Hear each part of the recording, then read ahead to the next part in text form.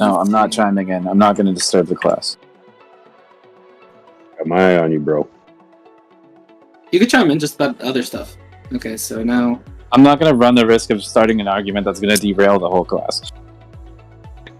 Wisdom, that's wisdom.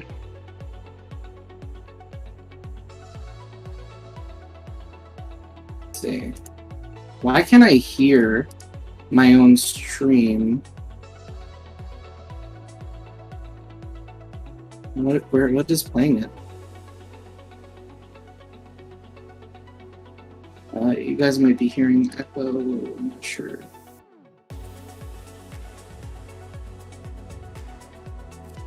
Just try to keep the visual example simple and try to talk like a little bit slower.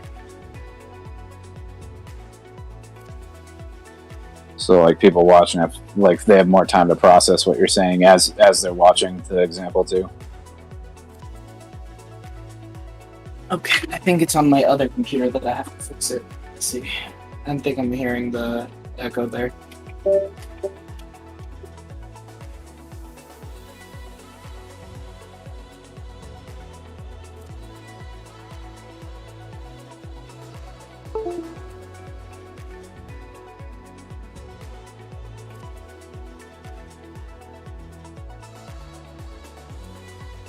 Yep, that's what it was. Okay. We're all gonna die. Okay. Can anyone hear me? Yeah, it looks like you're live. Okay, good. We already started with some technical difficulties. Now it should be. I think that's like good luck. It's like break a leg. New thumbnail and everything. Yep. So here we go. We are gonna go over some charts things. So you can see I have a bunch of stuff on the screen. Let me turn all that off. Multi-timeframe Bollinger bands and whatnot, and linear regression. So as you can see here, these are Bollinger bands. These right here. So what these act like, they kind of act like rubber bands. And when price touches them, it bounces off. So the bottom one acts like a dynamic fluid support that's always moving, and the top acts like a dynamic fluid support that's always moving. And these things, they can happen, they can puncture right out of them, but usually they go back into them, right? And the Bollinger bands will move accordingly with the volatility. So what this is telling you here, right, this range that you have here, why this Bollinger band, look, it's so thin here and so thick here. So what this is telling you is that this move right here is so far away from its standard deviation, right, with center line, which will likely be here, right, that because of all this price action over the last 20 candles, that it will likely overcorrect, and it's the area where it will catch support is here, and then it'll find an equilibrium, as it has right here back in the middle, right? And then when it goes too much in the middle, as you can see here, where the price is condensing, it doesn't really have anywhere to go, and the price doesn't like being flat, it likes moving. So after a while of it condensing like this, you can assume that it will break out in one direction or the other using other factors, right? So you can see here, massive price move after it consolidated. So this sideways move here is considered, as you can see here, this area, consolidation. And that's when price basically just goes sideways. And what the funny thing about Bollinger Band is that you have one on every single time frame. So you see how you have one here, and this is acting as support now. It kind of paused there for a second. Well, that's one of them. And now, as you keep going, you'll see, wow, on the hourly, we don't really have support on the Bollinger Band until down here. So it's safe to assume that this area here is a possibility, right? 20,300. And then maybe if you're doing the math, well, you know, I think it's going to take a while to get there. The Bollinger Band will likely correct, and the support area will be here, 20,500. But all you really need to know with Bollinger Bands is that they act like a dynamic fluid support that corrects itself with price action, and that there's one on every single time frame. They work both as support and resistance. And you can see here on the daily, touch, bounce off, touch, bounce off, touch, bounce off, touch. Will it bounce off? It hasn't hit it yet, but it's getting kind of close. It's in that range, you know? So that's just what Bollinger Bands are. And using the confluence of them on multiple time frames will kind of give you some sort of indication. You could see here, specifically on this Bollinger Band, Bollinger Band Awesome Alert, it indicates where the squeeze is. Just in case you don't know, is that tight enough to be considered a squeeze? Well, you don't have to worry about that because this here will tell you. This is squeezing here. Price is squeezing. You're likely to get a move. And you know, some people might see this squeeze here and be like, you know, we're ready to make another move down. You know, move up, down, move back up, lower high, same angle as this one, same angle. We're ready to make another move down. Some people might see that and that's what they see. So it's up to the individual what they want to make out of it. Now let's move on to the next step. Let me go on.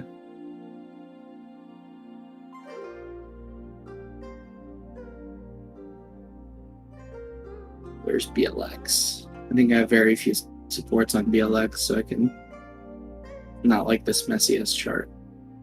Anyone see BLX? Past it. BLX. Here you go. So, what's BLX? BLX is the chart for Bitcoin on the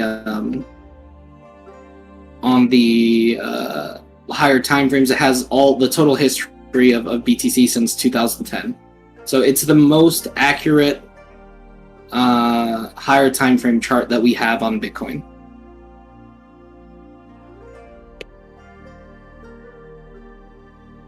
Because it has the most data. You need data for accuracy, so yep. So you would say, okay, what are supports, what are resistances, how can I find them?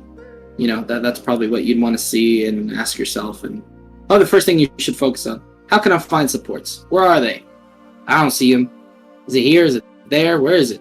Well, first thing, try to look for points of confluence, points where price action has made bounces before or gotten rejected before. So boom, right there. Previous all-time high, we've made a bounce here. General vicinity, you want to put a support down. And I would recommend doing this on the higher time frames. See here, body close and the wick, boom. You have the body close there, body close here, wick. That's another support. Here, nothing too concrete, you know, so, but there is some action here. Oh shit. There is some action here, so you might want to throw one down, right? Because on a lower time frame, or just hold off, right? If you don't see anything concrete, hold off, because you can always go onto a lower time frame and find something better. Here we go. So you see body close, right here. You have potential for some action here.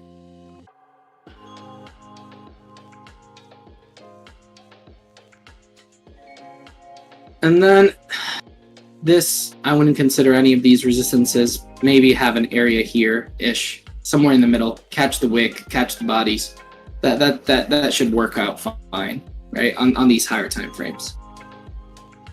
Now, let's go to the weekly. Can I move these so that they fit better? Is there any new support that I could find here? Well, this is starting to look like a support here, right? Got some bodies, got this up here. This looks like an order block. This looks like an order block. This looks like an order block. Let me get in between all the order blocks, right? Try to catch the best area here. Boom, another support. Kind of got an order block here, got the bottom of one there, got the top of this one here. Another one.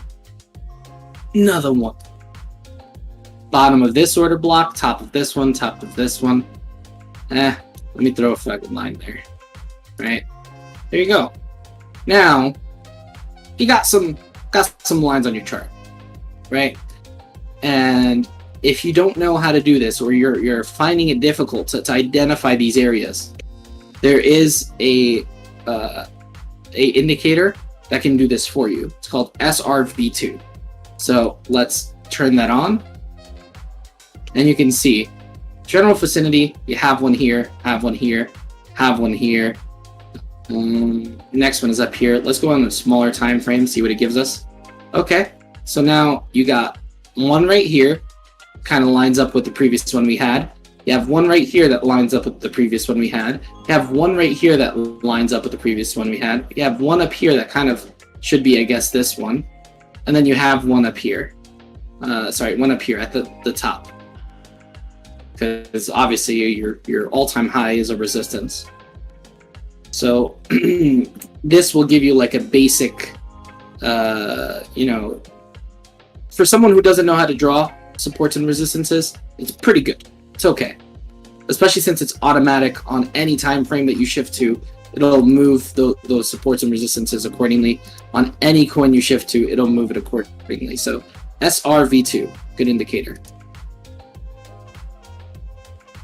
Now, let's switch to, we keep the supports and resistances here, the Gap-o-matic, right? So this is just an indicator that I pretty much am a big fan of. On this, I have quite a bit of experience trading on it, so it might be harder for other people to do so, but you really want to use it on the daily chart. This indicator is good because it finds gaps in the CME chart, which is the futures Bitcoin chart. It finds gaps in price action and labels them on your chart, and it does it automatically. So it'll tell you right when this candle prints, it'll tell you, hey, there's a gap over here. That's a target, which is very different from how other indicators work. Other indicators will give you a buy here, and then randomly over here on the candle that you're supposed to sell on, it'll tell you, oh, sell, right? Which could be deceiving because that candle closing, it's a whole day. This, let's say it told you to sell right here. Well, the sell will be on top of this candle, but maybe it only printed the sell while you were down here. So it'll look good because it's on top of this candle, but really the indicator only printed the sell when you're all the way already down here at the bottom, right? So that's why I like this indicator. It tells you where the gaps are, and it gives you your target on entry, right? So it's a very good indicator. I like it. It's pretty effective, especially if you, figure out its quirks. Now, here, if you knew what the Bollinger Bands are, this right here, which won't work on this chart. Let me go back to BTC or total crypto market cap. Maybe BTC. Damn, my fucking charts look ugly.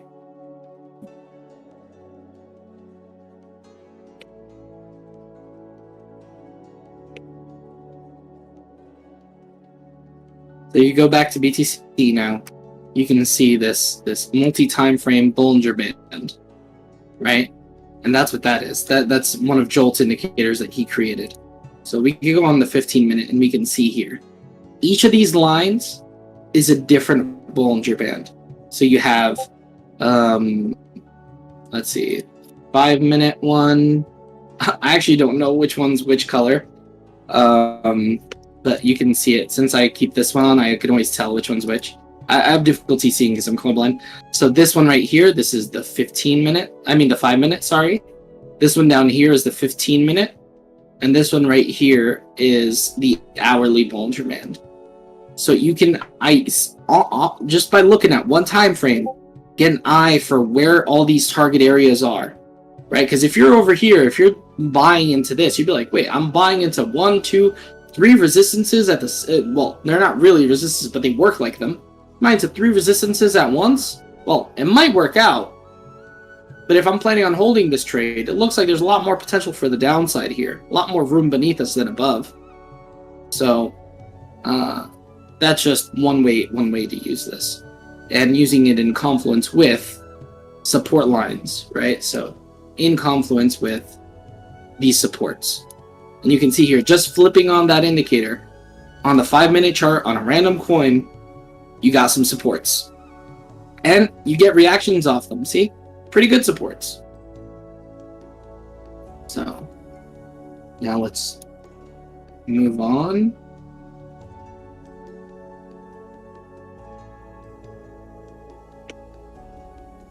Now this right here, all this is a trend line. If you can draw trend lines on every single chart that you're looking at, on every single time frame, you don't need this. But if you trade all these coins that I have here, and you look at all the different time frames that I look at, are you going to draw trend lines every hour to find out what it is on every time frame? Every 5 minutes to find out where the trend is going? Likely not. So you would want to use something like a linear regression to kind of know where's the trend. On the 5-minute, trend is down.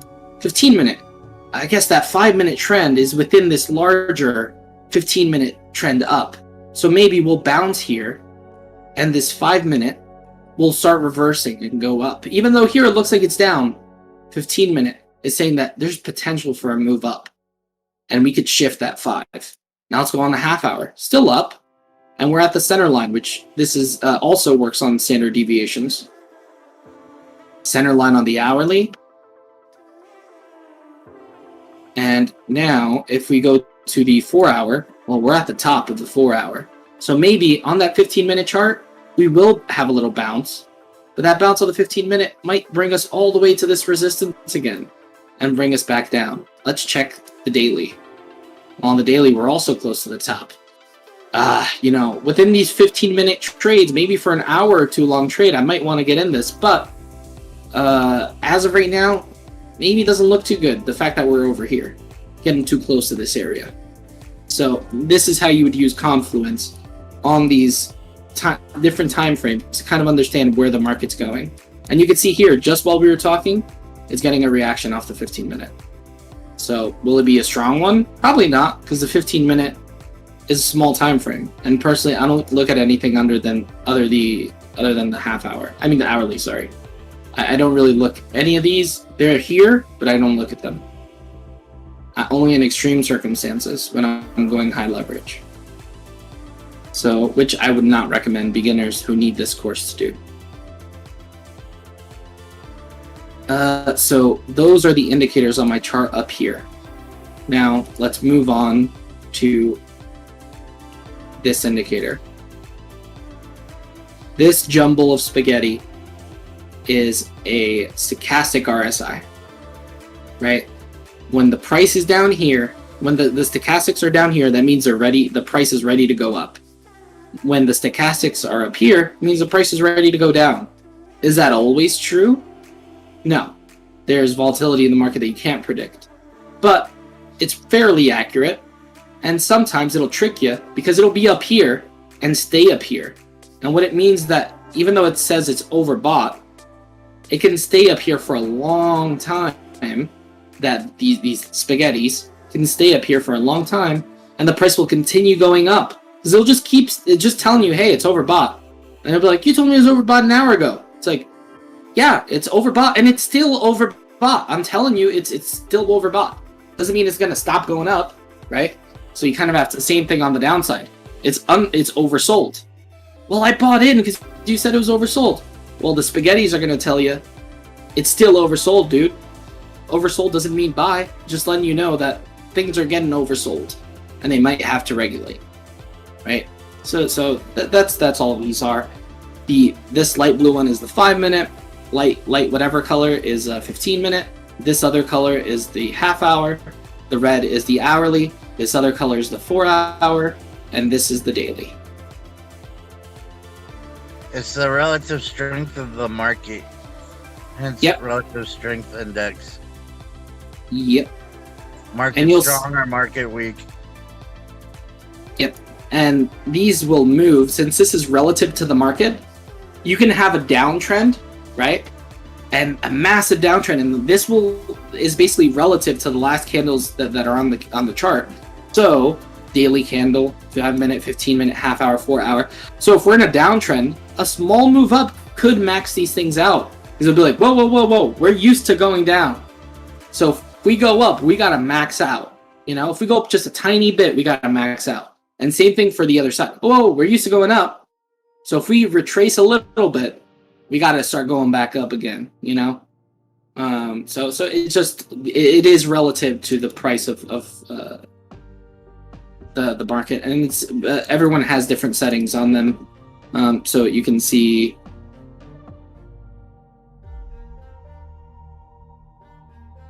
stochastic length, 14 candles.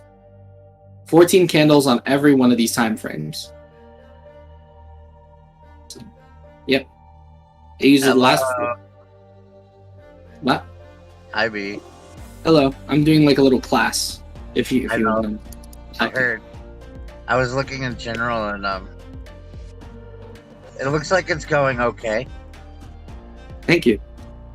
So we have this indicator here, which this is it's labeled as a VWAP, and you'll probably hear me call it a VWAP. But this is technically a MACD cross. Each time it moves up, that's when they cross the positive. When it comes down, it'll cross the negative. It's labeled as a VWAP. I don't know why, but we've tested it out, and this is actually the MACD cross. So, but I'll still call it the VWAP. And this other indicator here, probably don't want to learn too much about, but it's the cipher. Where is it? VIX. It's this one. It's the VIX. So it's basically indicating when this shifts from this color to this other color, the darker color, it indicates that buying pressure is coming in, and this is likely the bottom. So you can see here it's saying this is the bottom, saying this is the bottom. On the 5 minute chart, these are small moves, but I guess we could go to the hourly chart and see. It's saying this is the bottom, right? So when price shifts to this color, it's telling you the top, we're about to go up. Same thing here. This is the bottom that failed. Now it's saying this is the bottom, So it's not foolproof, but it's just confluence. You can use it in conjunction with the other ones for, to kind of understand what's going on. And that's why I overlaid the VWAP, the cross, to kind of see, okay, see down here, it's all, the VWAP's also curling up here. VWAP's also curling up here. The VWAP's also curling up here. Or MACD cross. See, I'm going to call it whatever. No confluence here. No confluence here. So I use this, line them up together so I can kind of have some sort of confluence and figure out what's going on. Yep. And that, I think, is it for all my indicators. So I'm going to take a break for 5 minutes, and someone else can talk. Do you want to open up the floor to questions based on your indicators that you just referenced? Yes, you know what? I'll do that first. Yeah, if anybody has any questions on YouTube, just make sure to pay me $1,000 and I'll answer them. JK, so just write them down. You don't have to super chat them. I'll be reading them right now. So, no super chats necessary. But super chat. But if you could just toss in some super chats. BTC go down. Super chat, dear. Let me see. I actually have to pull up the channel. Whoa, it's so weird. People are gonna be like, "What the hell? This B stream? His thumbnail looks so crazy." BTC go down. Okay. Any questions? Any questions? Let me look at my Twitch as well. Yes. Does BTC go down? About the indicators. Do your indicators say that BTC go down? I knew that. Yeah, I know. As of right now, I'm waiting. I have yes, it's saying that it's in conflict with what I actually believe is going on with the market, but yes, it's saying that BTC is going down. So you can see here, you can see, not yet though. Expect is not yet. Right here, you can see this. Look, if you're looking at my chart, are you looking at my chart? I know we got to go up and touch the top of the channel. We probably might get one more pump up, hit that, and then freaking BTC go down. And I don't see. Yeah. Yep, that's what it's showing, and you can see here, the similar. This is basically completely mirrored image from what we have down there, right? Basically the exact same thing. This touch, same angle and everything. Touch the Bollinger Band, come down. Now you have this same thing here. I'm not gonna lie, it looks fucking scary, man. This looks scary. I'm not 100% convinced, but I'm still playing this short because I'm trying to keep my emotions out of it. We're at the top of linear regression. We're at the same fucking line going on here. Same two touches. Also, you have the you also have the stochastic at the same level. You can see here, it's not completely overbought, but it's getting rejected by the overbought line. It looks like kind of a head and shoulders on the stochastic. Yeah, there's a lot of things pointing to where this can go down, and I'm gonna make that play here, and I'm making the play at 22 180, and I have a $30 stop loss on both of those trades. But yeah, according to what you're saying, that's it. That's the top of the channel, by the way. Yep. So Ethereum broken over 1300. But here's the thing, B. There's a main trend line from the top of Bitcoin all the way down, literally all the way down. And that trend line, we're touching it. Every time we hit that, we took a huge leg down. Yep. So that short might be longer than to the bottom of the channel. That short might be the one that breaks the freaking channel. Well, I don't think I would hold it that long. I think that the risk increases as it goes down. I'd probably take profit at the bottom of the Bollinger Band. If it does go all the way down there, I'd probably take profit at the bottom of the Bollinger Band. But okay, so 2 super chats. Super chat. Can we get the super chat soundbite?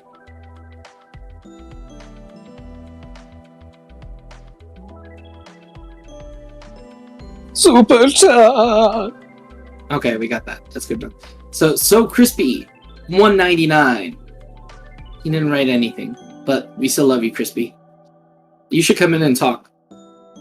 The comment is Here, that actually was a worth little. a couple bucks. It's a little line. The line is your comment? No, it's roll up a couple. It's there. Oh. Where is it? I don't see it. Where's Jolt's indicators, mijo? Is that you? Are you B's mom? No, it should be there. Let me see. Hold on.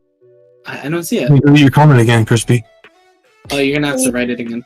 Can we curse on Super Chat?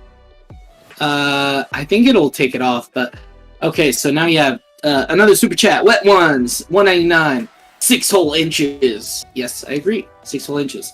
Trago with, do you ever use these indicators in confluence with chart patterns? Example, falling wedge, ABC reversal, cup in hand.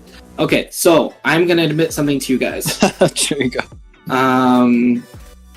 The only chart pattern that I trade is a falling wedge. That's the only one. I only trade the falling wedge. All the other ones, descending triangle, head and shoulders, broadening, all the different types of broadening wedges. I'll look at them and I'll look at the percentage and I'll be like, oh yeah, this has like a 53% chance of going. Yeah, that's not enough for me, man. And I don't like trading head and shoulders and inverse head and shoulders. I just don't like doing it. So I really only trade falling wedges. Cup and handles sometimes, but for the most part, falling wedges. And I kind of want to look at the Lucaroo, and since Ocean's been so successful with it, I've wanted to kind of take a look at that. But really, the falling wedge is the only falling wedge onto support is just so fucking good that and so easy to identify that as a beginner, I don't think anyone else needs more than that. So, Not successful pattern in the bear market, though. Yeah, not successful in a bear market, but smaller time frames in a bear market will still work. But yeah, you Those definitely want rising to wedges- know. Those rising wedges are hella successful in a bear market, though. Yes, but you definitely, yeah, rising wedges, they're kind of scary to trade on BTC during a bull market, though. But Yeah, but it's a bear market. in the bear market, rising wedges are good as well. But you definitely need to know what all these patterns are so that you're not trading against the pattern. Super chat 199 Coley, thank you, B. So happy the topic changed. Super check. May I do it? B-Fuds, B-Fuds, B-Fuds. Okay, so all the indicators, the only indicators that are leading, there's only one indicator that's leading, and that is divergences. So divergences are leading indicators, but other than divergences, everything else is a lagging indicator. Yeah, for Ryan Star. But yeah, so what were we talking about? Oh yeah, you definitely need to know all no and CPR is. What's CPR? No and CPR is what is no? Oh, it is are divergences not leading indicators? Well, I think he's talking about Camarilla pivots. Oh, I don't even know what those are. Ryan, sorry. Bring me back to life, baby. CPR is a specific chart for the Camarilla pivots, but they're based off of the Fibonacci's, I believe. Oh, okay. I actually never looked at those. I'll take a look at them. But from my knowledge, the only I can only teach you guys what I know. So, from my knowledge, the only leading indicator is divergences. But I'll check that one out. But yes, you definitely need to know every other chart pattern, because if you have a falling broadening wedge, I believe that's bullish, right? So falling broadening wedge, you need to know that you shouldn't be shorting something in the falling broadening wedge. Or if you're trying to trade within, let's say you're trying to go into a short, right? Because you think, oh, okay, this looks like a short. But you notice that this is at the bottom of, let's say, in a falling broadening wedge, you create two trend lines, right? One at the top, one at the bottom, both angled. This is at the bottom of the falling broadening wedge. Maybe I shouldn't trade this, because it could bounce off that trend line, right? So you need to know these, and you need to, keep them in mind when you're trading. And that's why it's good to be in a group like this, because you'll have, I'll be going in for an entry, and you'll have, Ocean. Oh, there's a Rue on this chart at this minute. And I'm like, oh shit, good thing he said something, because I don't want to be betting against something that is greater than 50% chance, 21,840, very possible. Yeah, I think so. It's possible, yeah. Did it retrace to 20,1900? Because I 21,949 is the current target 3 for the inverse rule that's present at the moment. Okay, so I'm gonna take a small break now. I'll come back and talk about chart patterns when I come back. If that's okay. Thank you, sir. No. How long is no breaks. No, there has to be breaks, because this is 6 hours long. B, how long is the intermission? I'm gonna give a 15-minute intermission, if that's okay. And Not even enough for curtain. Five. Trago and keep going. 5.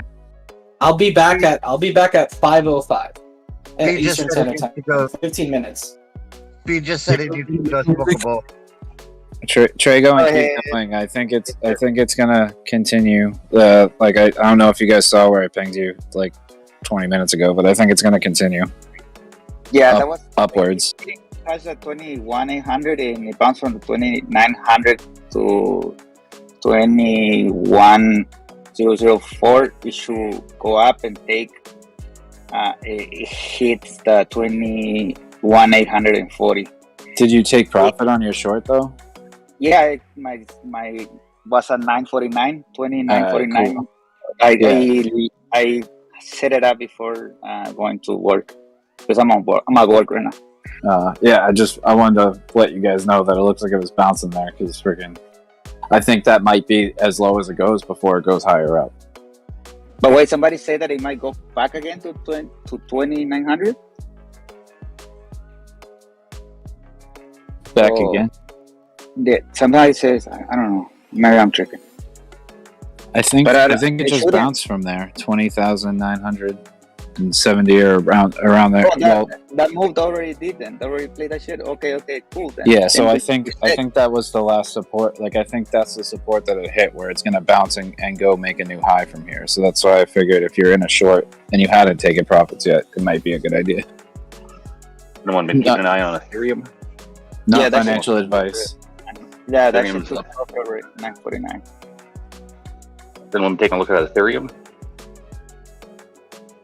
Yeah, Remember dude, Ethereum? it's kicking ass. Which only means alts might be kicking ass in this next year or so if it continues. Long on Ethereum. Is that what I'm supposed to be doing?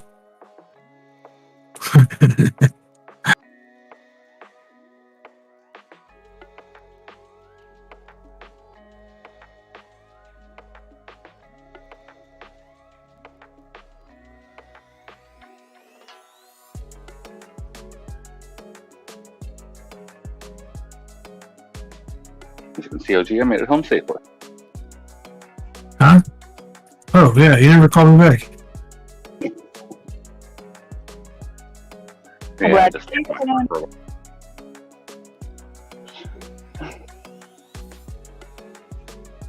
That shit's still up on my screen, actually. I appreciate it.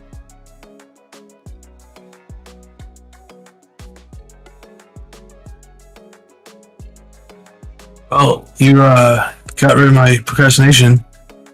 I haven't been able to log into Uber in a long time, so that's why I went to DoorDash, because I couldn't log into Uber. I was too lazy to forget the password.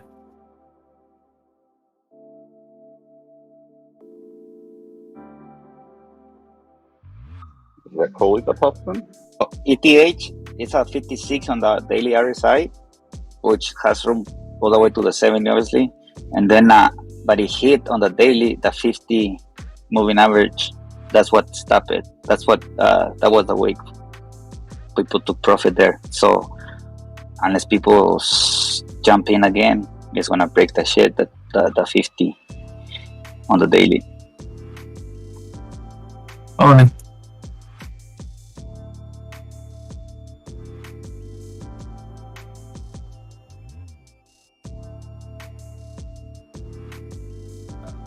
What, just Mimi on? Yeah, it's just see Mimi. What's up, Mimi? What the hell are you doing here? Fuck off.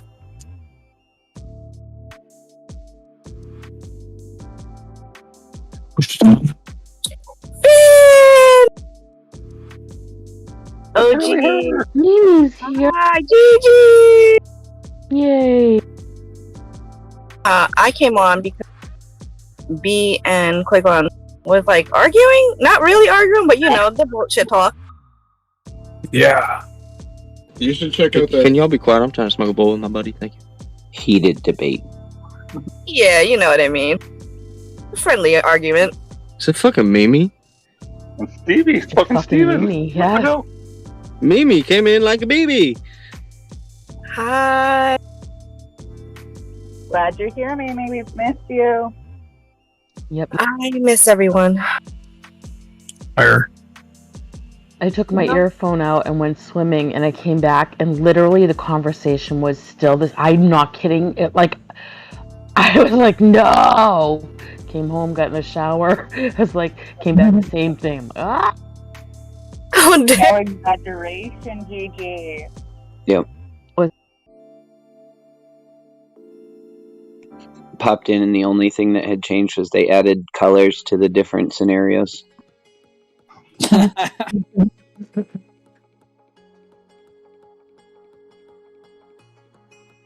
The thing is, I kind of felt like I was in Groundhog Day because it was like last night going on too. So I was like, get me out of this world, please. I thought I was in a horse cemetery because they were beating the hell out of them. A horse cemetery? Is that what you said? A whore or a whore? We're beating the shit out of those dead horses. Oh yeah, that They're makes just sense. beating the dead horse over and over again. I got you. Thank you for explaining. Thank you. Yes, you're right. That's ironic.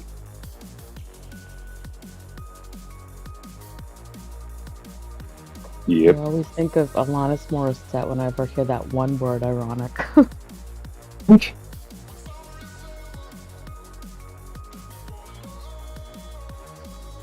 It's like You raining. know, all the examples are just bad luck, not irony. Wait, what's Bitch doesn't know what ironic Isn't it unfortunate? Don't you think? Is it ironic? No, is it ironic that the song has nothing to do with irony? That might be. Oh, snap. So it does make sense. Wouldn't be ironic that Tosh become. Never mind. So who won the battle, the debate, the passionate debate? Nobody won, dude. Everybody lost. We all lost. Everyone lost. See, here's the thing: is I always understood the other side of the debate. Twitch viewership lost. You lose. I always understood the other side. I always understood his debate. It's just he wouldn't give me a chance to explain and understand my side of the debate. We're nearing returning, can we? Was he biased towards you? He's going to be gone for 15 minutes. Go ahead and tell us, Quago. It was just too many different types of scenarios trying to all be mixed into one. Okay, next time, process of elimination, please move everything aside and stay focused on one simple thing. Oh, there's 100 pussies in the general. I think the ratings went up, so do whatever you were doing. Well, the thing is, he said, why not re-enter? So he asked me a question, so I answered why I wasn't going to, but then that stirred a whole big debate as to why anybody should or shouldn't do a certain thing in a certain situation. So you know what free market means, right? Exactly. There's no dictators. Just tater dicks. If there's no dictators, you tell me why the Federal Reserve dictates shit. He's a dictator. Stop whining. Printing, He non-stop, is a quantitative easing. Somebody just tell me to fuck off. Why you get so Maybe angry that's when I point out the obvious? I don't think it was. You're talking about me. I was just trying to say something, and then I didn't want to talk over anybody. If it was, I think it was more of a me fuck off, not a like fuck you, fuck off. It was a sound. It was a scripted statement, but when Spectre speaks, please let him speak. He's bringing something to the table very important. Fear. Fear? There's no fear about that. It's the truth. Oh, fear. You got to admit that the Federal Reserve are geniuses, though. They added 40% to the currency in a year or two, and yet it's still at all-time highs.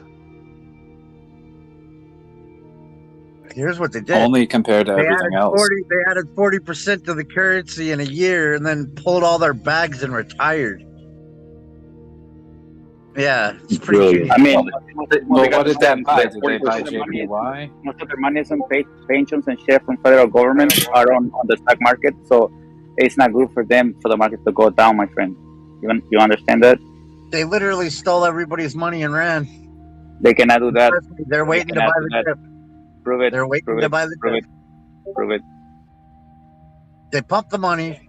They pump the market. They pull their bags. They crash the market. They buy the bond. They do it over and over again. I mean, keep going. Keep going, dude. The Fed. The central bank of the world. The Feds. Okay. You think the Feds need money, fool? What was it? Money? Yeah, actually, I do. I think that money equals power, and the more money you have, the more power you have. And once you have so much money, there's nothing left to really want. You don't need money anymore. You What do you understand want that? instead? You want So more power. the So once you have too much money, yeah, you don't need money anymore. You get power. Why are you interrupting me? Why are you interrupting me? I'm still speaking. Still speaking. I want a 700-foot yacht. Thank you. Come again. So once you have all the money you need, all you have left to grab is power. Sorry, guys. We already had the argument for the day. Sorry. Let me understand this. When you have enough money, more than enough, you look for power, right? And then you get the pussy. I didn't know that, dude. That's a strong.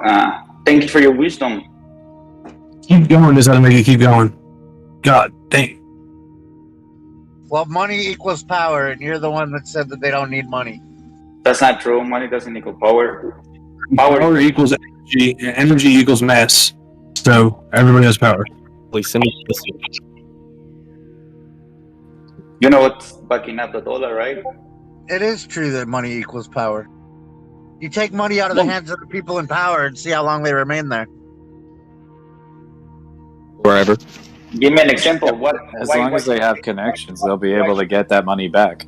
Why should I take somebody else's money if they work for it? Well, don't you know what you do with the rest of the money? You buy cement because, cement's at an all-time low. Yeah, there's definitely seam shortage. Pork baby back ribs, smoking for 6 hours. I'm all in. Yeah, how dare I say that? How dare I say that central banks manipulate the market? Everybody manipulates everything. It's the human way. That's what we do. If we can do something that will make us benefit, we will do it. So should we take the people's money, people who has a lot of money because they work hard for it? Hell yeah, they robbed everybody. They've been robbing everybody for years. Instead of having how about this? This is just a crazy idea. Instead of having this crazy, wild, made-up currency that, isn't backed by anything, and they can just add to the supply as much as they want, and they dictate the value of it. And instead of playing under their rules, why don't we just try to think of something like an alternative form of money that holds value or gains value, that maybe we can send to each other peer to peer, back and forth, through the internet or something, globally, and it's not actually attached to any government, and it's not the value of which is not dictated by any government agency. Oh wait, that's Bitcoin. That'll never work, bro. That sounds like a scam. Yeah, that's not they tried that shit. They've been doing that shit for centuries already. If we're playing by their game with their toys, by their rules, we'll never win. They'll just keep winning better. But if we bring our own fucking game with our own toys and our own tools, then they'll crush us while purchasing those toys. Yeah. And move them how they want. Yeah, but if we get better at the game, then it doesn't matter, because they still won't be able to fucking if we have our own form of money that's not dictated by them, we will govern each other. They'll just take it dictated. Yep.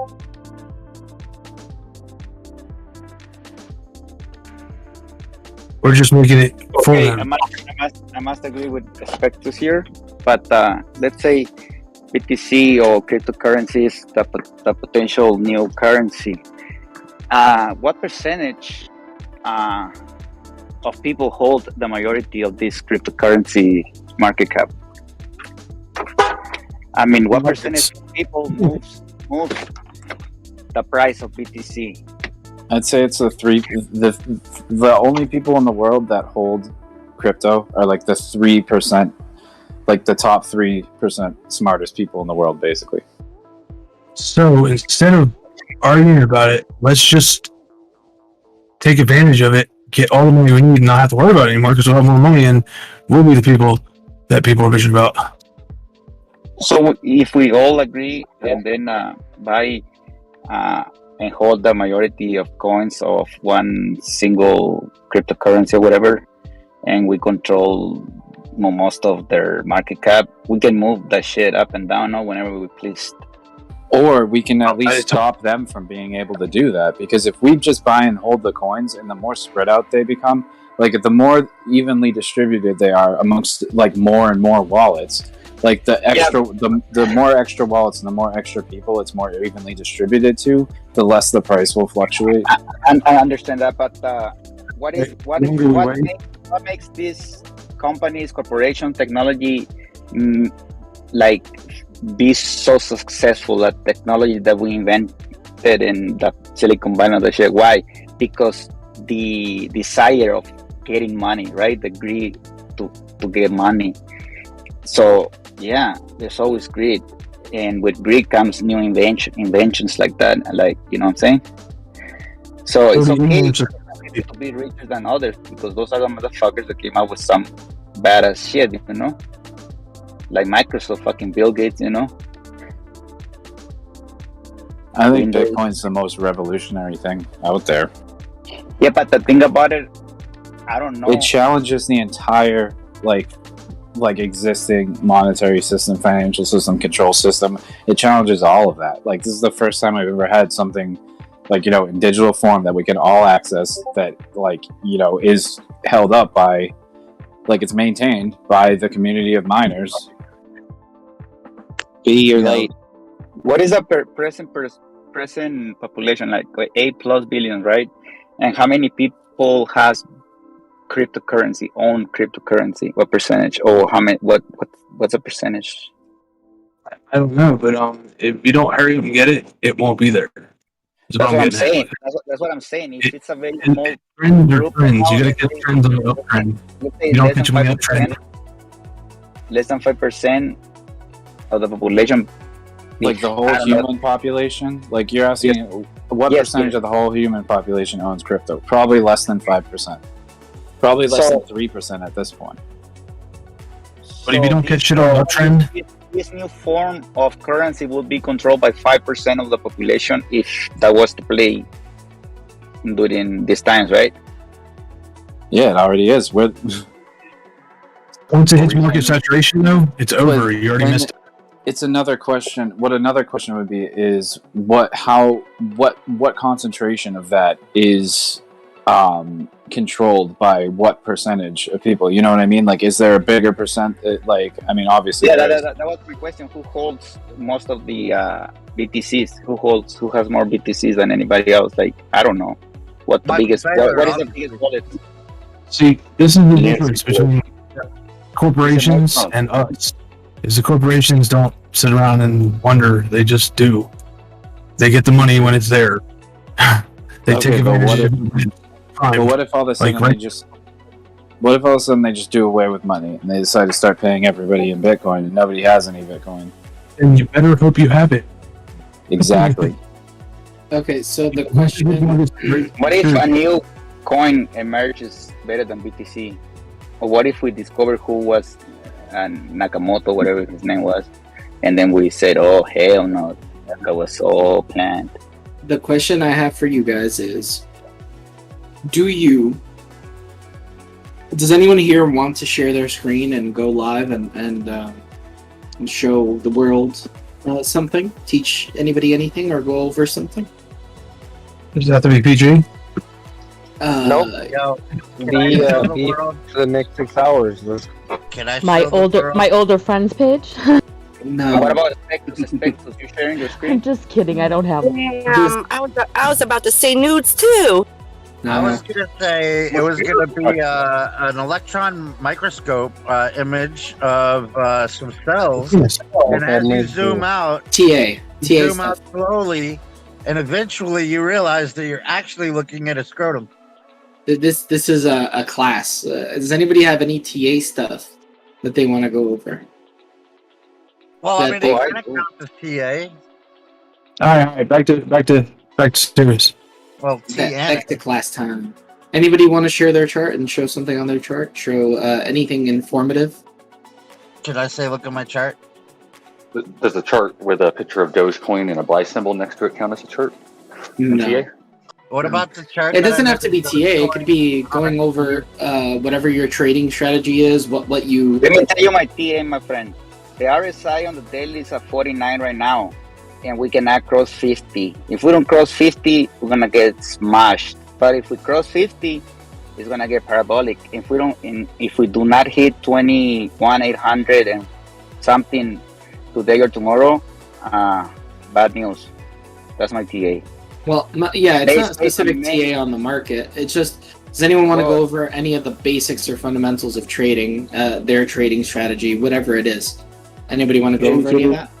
Yeah, I got one. Ocean, can you help me out with this? Ocean. Is Ocean here? Yes, he's in here. Ocean, I need your help.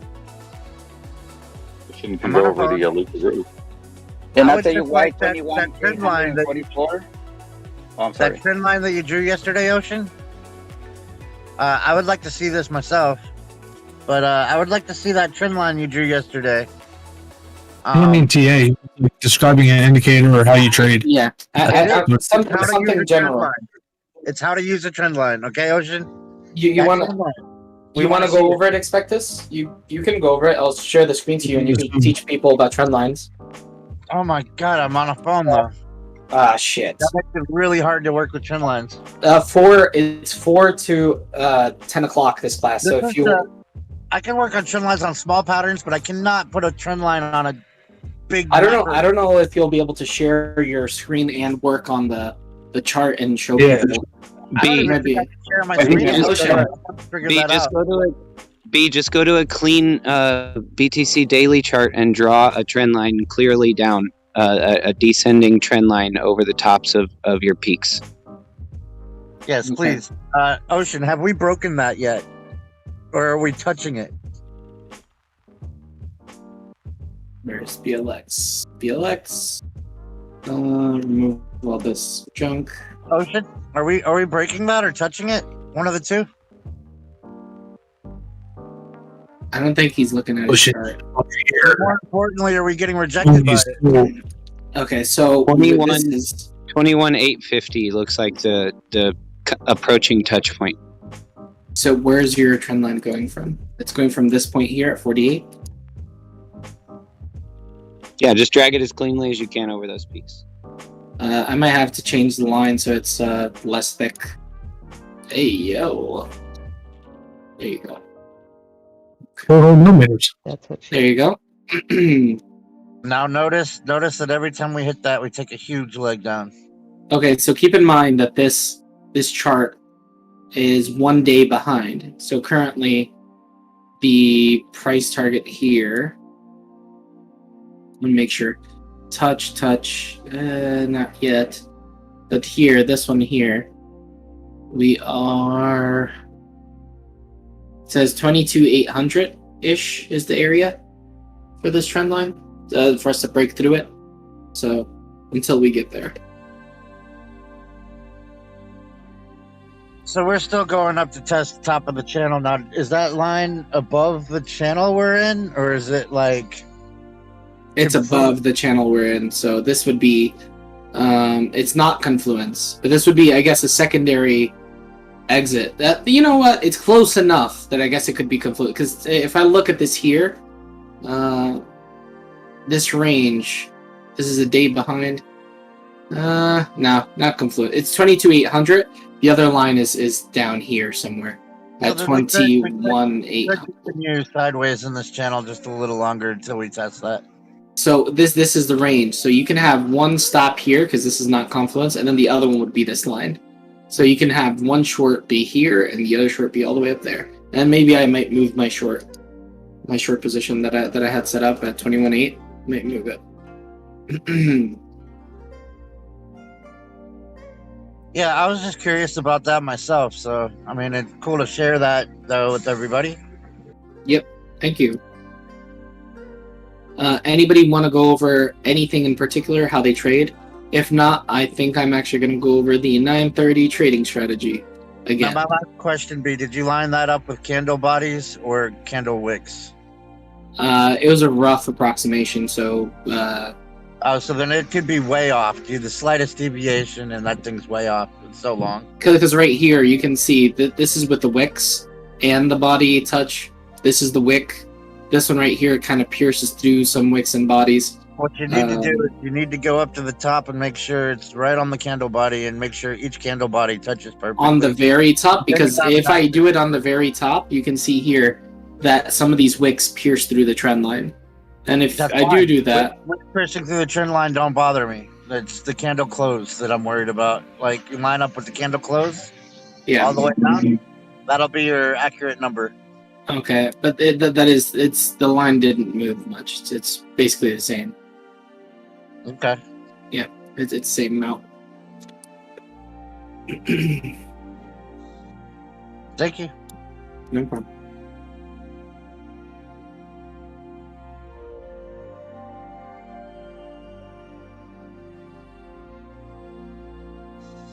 B, you're doing this class till 10, and I am balls deep in car repair at the moment. But I will take your 7 o'clock window if you want. Okay, that sounds good. Where is Dan Turbo when I need him? He has so much shit he has to teach people. Okay, so wait, Turbo's in here. Yeah. Oh no, that's Jared. 1 ear, 2 ears, body, tail. Okay, so super chat, not our crypto 199, and he didn't write anything, but if you write a comment, I will read it. 199. Thank you very much, not our crypto. I really appreciate it, and I do actually.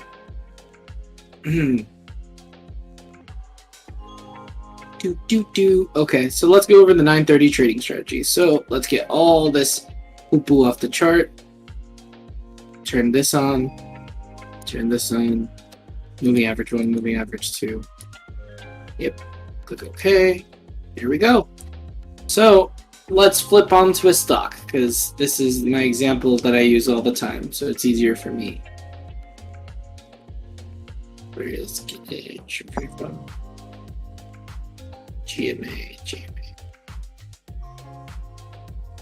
Where's GameStop?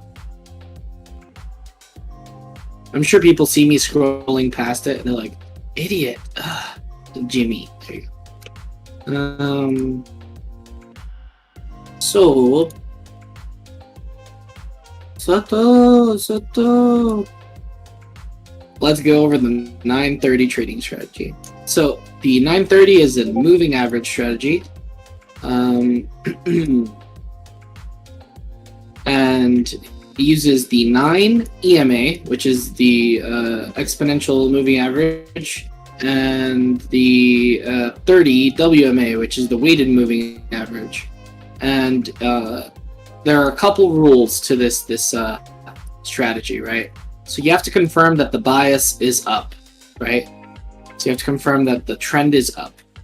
After that, you have to confirm that the 9 EMA is above the 30 WMA, right? And a third thing you need before you enter is this little green candle that prints between the 9 and the 30, right? And what this signals is an exponential growth. So this is your entry point, this candle in between the two MAs.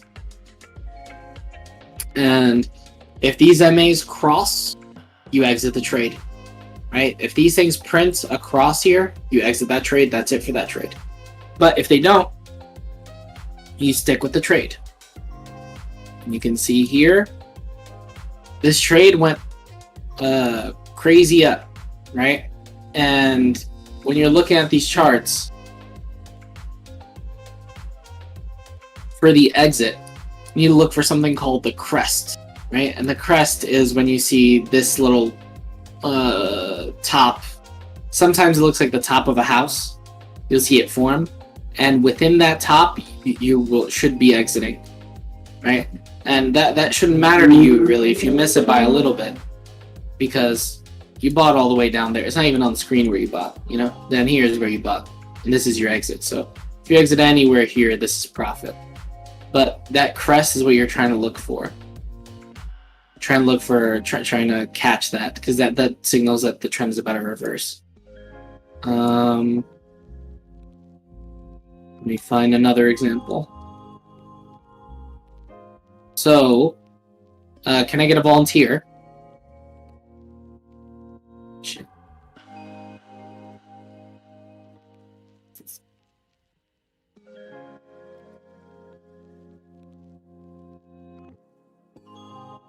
Hello? Anybody? Volunteer? Yeah, hey B, this is Steve from Ohio. I'd love to help. Okay, Steve. Now that you just heard me go over this trading strategy, where over here, is there a potential trade in here? And where would you enter? Oh shit, I know you're gonna put me on the spot. Okay, let me hold on.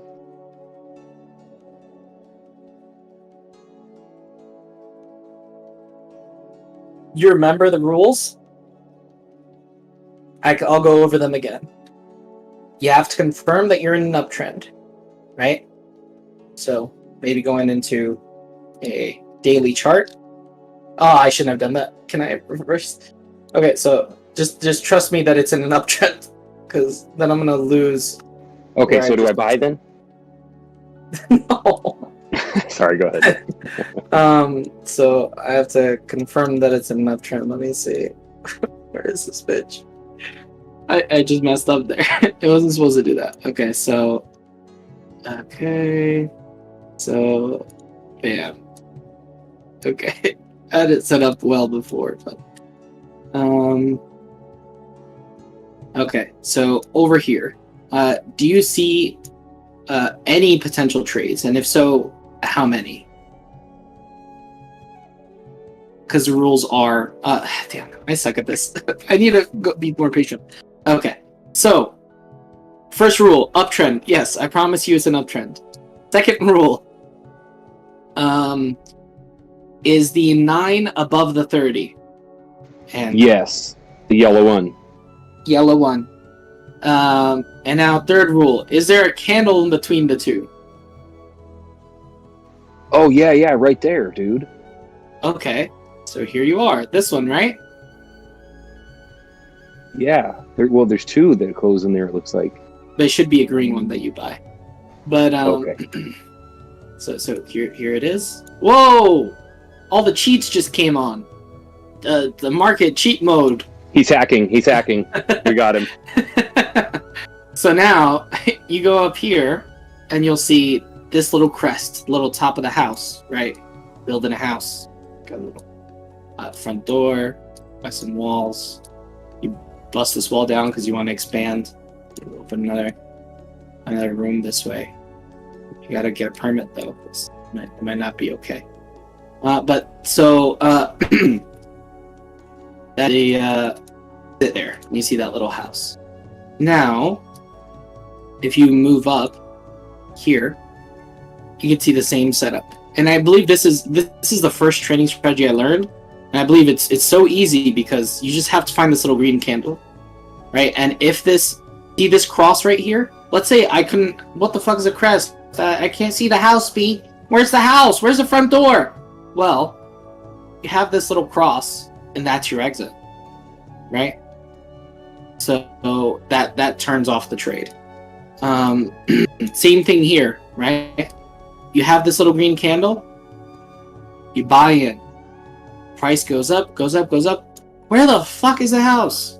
Well, crosses this blue line. I guess I'll just exit, right? Purple. Or sorry, purple. I'm colorblind.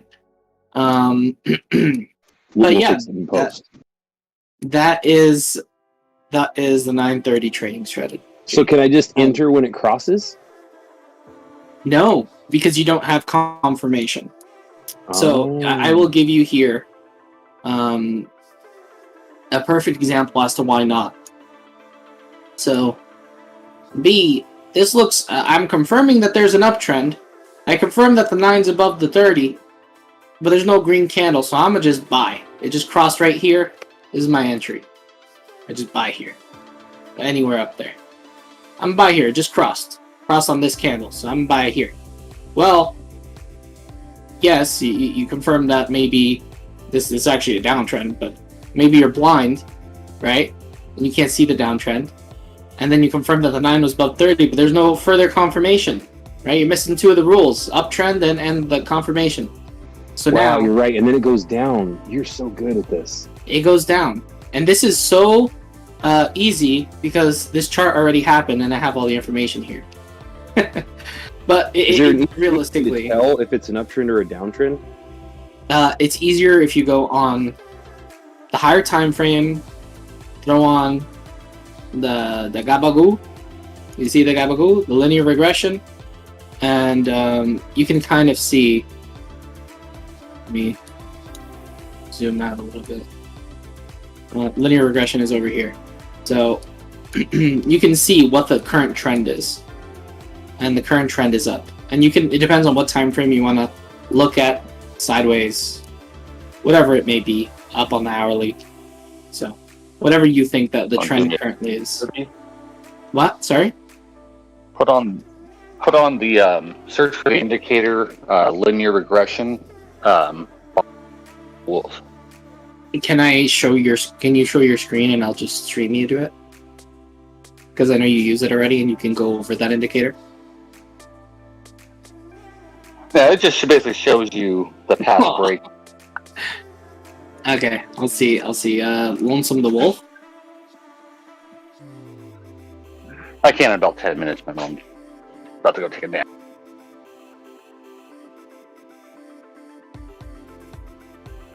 T1 triggered on that inverse rule.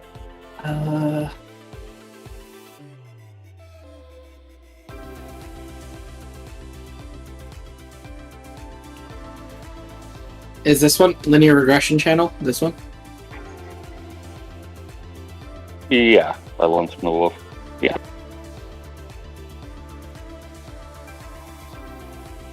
But probably more on like a 4 hour. So what am I looking at here? Put on the 4 hour because Finn, my boy. What am I looking at here? Is it not showing? Oh, okay, you might have to go to see those broken dotted lines. Yep. Onto the left.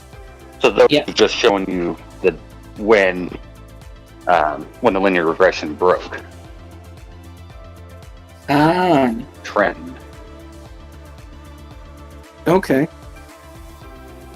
So it's letting you know the past linear regression, past trend, so you don't have to keep extending your trend line. Or for people that like extending their trend lines, right? This is an easy way to kind of have them on point and kind of see where they would go and whatnot, right?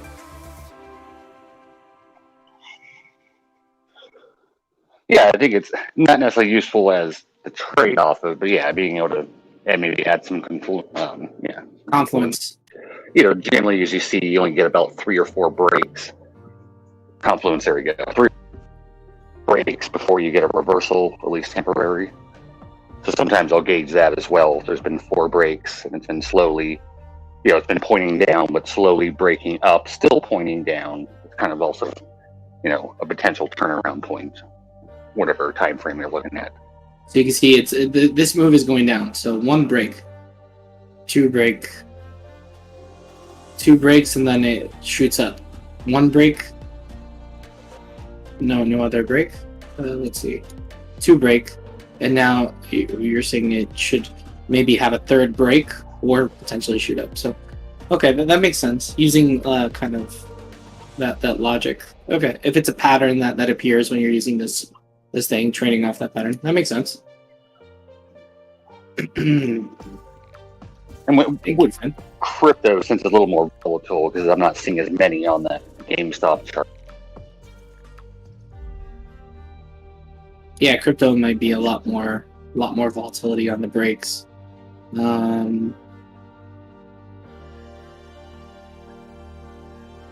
Okay. Let me zoom out a little bit. My chart looks so ugly zoomed out. Okay, but I see it here. The break current trend is up compared to this one here. I'm just currently pointing down. These are both on different amount of lines, amount of candles. And so that one I think goes 100 candles. And the other one I'm using is 50. Yep. It's kind of good to actually see the two trends kind of combating each other here. Trend this way, and see which way it breaks. Maybe it gets squeezed into a pennant, you know? So using the two linear regressions will squeeze it into a pennant. That'd be pretty interesting to keep an eye on. Yeah. Thanks, man. You're roboting a little bit. Go ahead.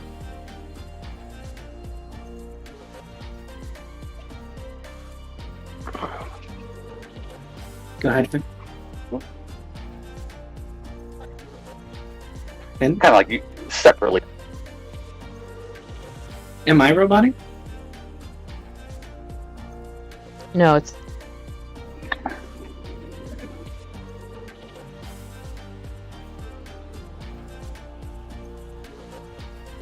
okay. So DP is. Oh, I'm lagging. I can hear you fine. Oh, okay. I thought I was lagging. Am I any better? There you go. I can hear you now. Oh, I was saying that on that last point, Harry, using both of those together can also give you, both of those trends are up or both of them are down. That's also kind of a confirmation, or like you said, when one's pointing one way and one's pointing the other, then you might know, like, the very least might be going sideways for a while. Okay. So DP is asking what indicators I'm using. Well, I went over all the indicators I'm using about half an hour ago, or maybe a little bit longer. Basically, I started at 4:15 or something, going over them. But you can see them here. This is a custom indicator that's made by Jolton that I've customized. This was Jolt's Bees and Honey, but I've changed the how it works to make it a Jolt 930. This is SRV2, which is I think Dynamic Support and Resistance version 2. This is Bollinger Band Oscillator, which is the Bollinger Band with this that indicates the squeezing. It also has an MA line on it, but I closed it. MA cross. I have the Gap-o-matic version 1.2. I have the Jolt Multi-timeframe Bollinger Band. I have Jolt's linear regression Bollinger Band, and then I have Jolt's multi-timeframe version 4 super duper stochastic, which has all the stochastics on all the time frames. Then on the bottom here, I have VMC cipher, the Fu Manchu cipher, but I've only had the volume, the VWAP on here, and then I have the CM Williams VixFix as well. I've turned them into one indicator. I've merged the two to kind of look for confluences. But those are the indicators that I use. Yep. And all the Jolt indicators, you would have to join the Discord to have access to them. They're in the developer section. And if you want to join the Discord, the only way to join the Discord is by going on bCrypto Live on Twitch, and bCrypto Live on Twitch and watching. And when you watch over there, if you make an account and follow, you'll earn something called BFUDs, right? And those BFUDs are used. You need 35k of them, which is about 2 weeks or a week of watching constantly, just leaving the stream running. You would need to do that, and you can have enough to enter the Discord. Also, if you sub to the YouTube, which is something you would either have to pay for, or you can get a free sub by linking your Amazon Prime to your Twitch account, and then you could get a free sub once a month that way. But yep, so as I was saying, yep. Also, if you sub, and by you get doing bonus. a sub, isn't that? Oh, sorry. Doesn't that increase your? Does it still increase your BFUDs that you earn when you sub like that? Yep. If you if you sub to the account, you get a multiplier on how much BFUDs you get. So, yep. Okay. By the way, 31. You're letting people into the Discord for free, but how much are you charging for those custom indicators? those custom indicators are also free. I'm not charging anything for them. But Jolts does have a wallet attached to them. So if those indicators did help you out and you want to, help the person who made them, it wasn't me, it was Jolt. And his wallet address is in the code of the indicator.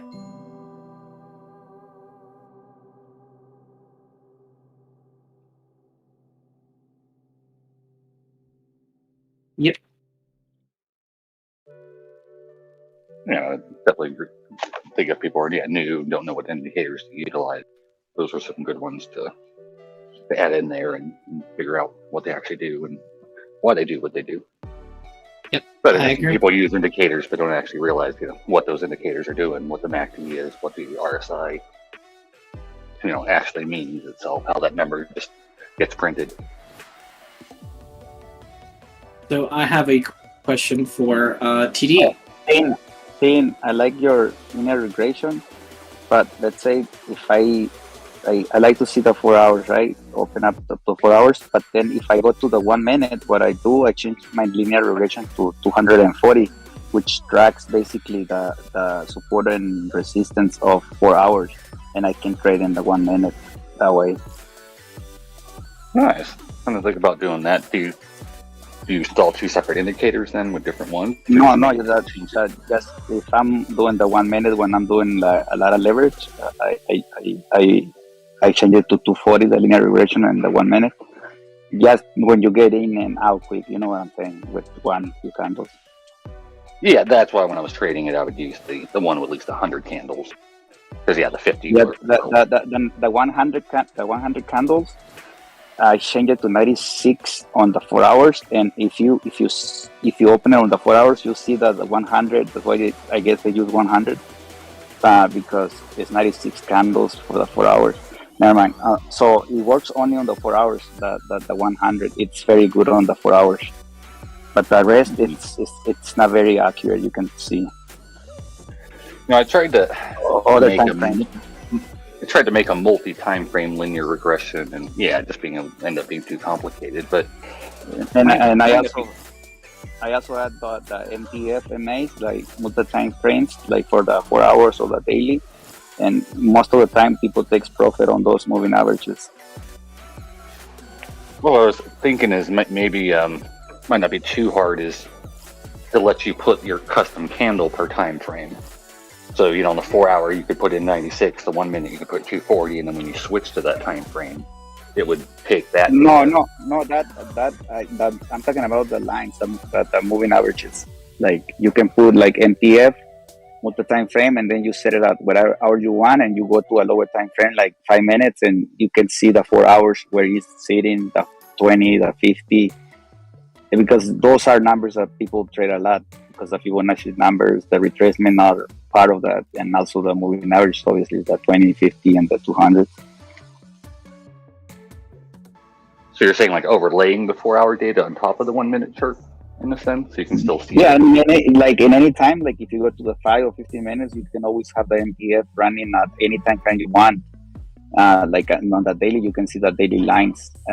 Even if you move your times, like if you go down to the 15 minutes, you can see the daily above or below, and you'll see like right now, if you do like let's say the daily lines, and you go to the 15 minutes, you see where's the top, where's the bottom, what is our next resistance, because people usually take profit those and those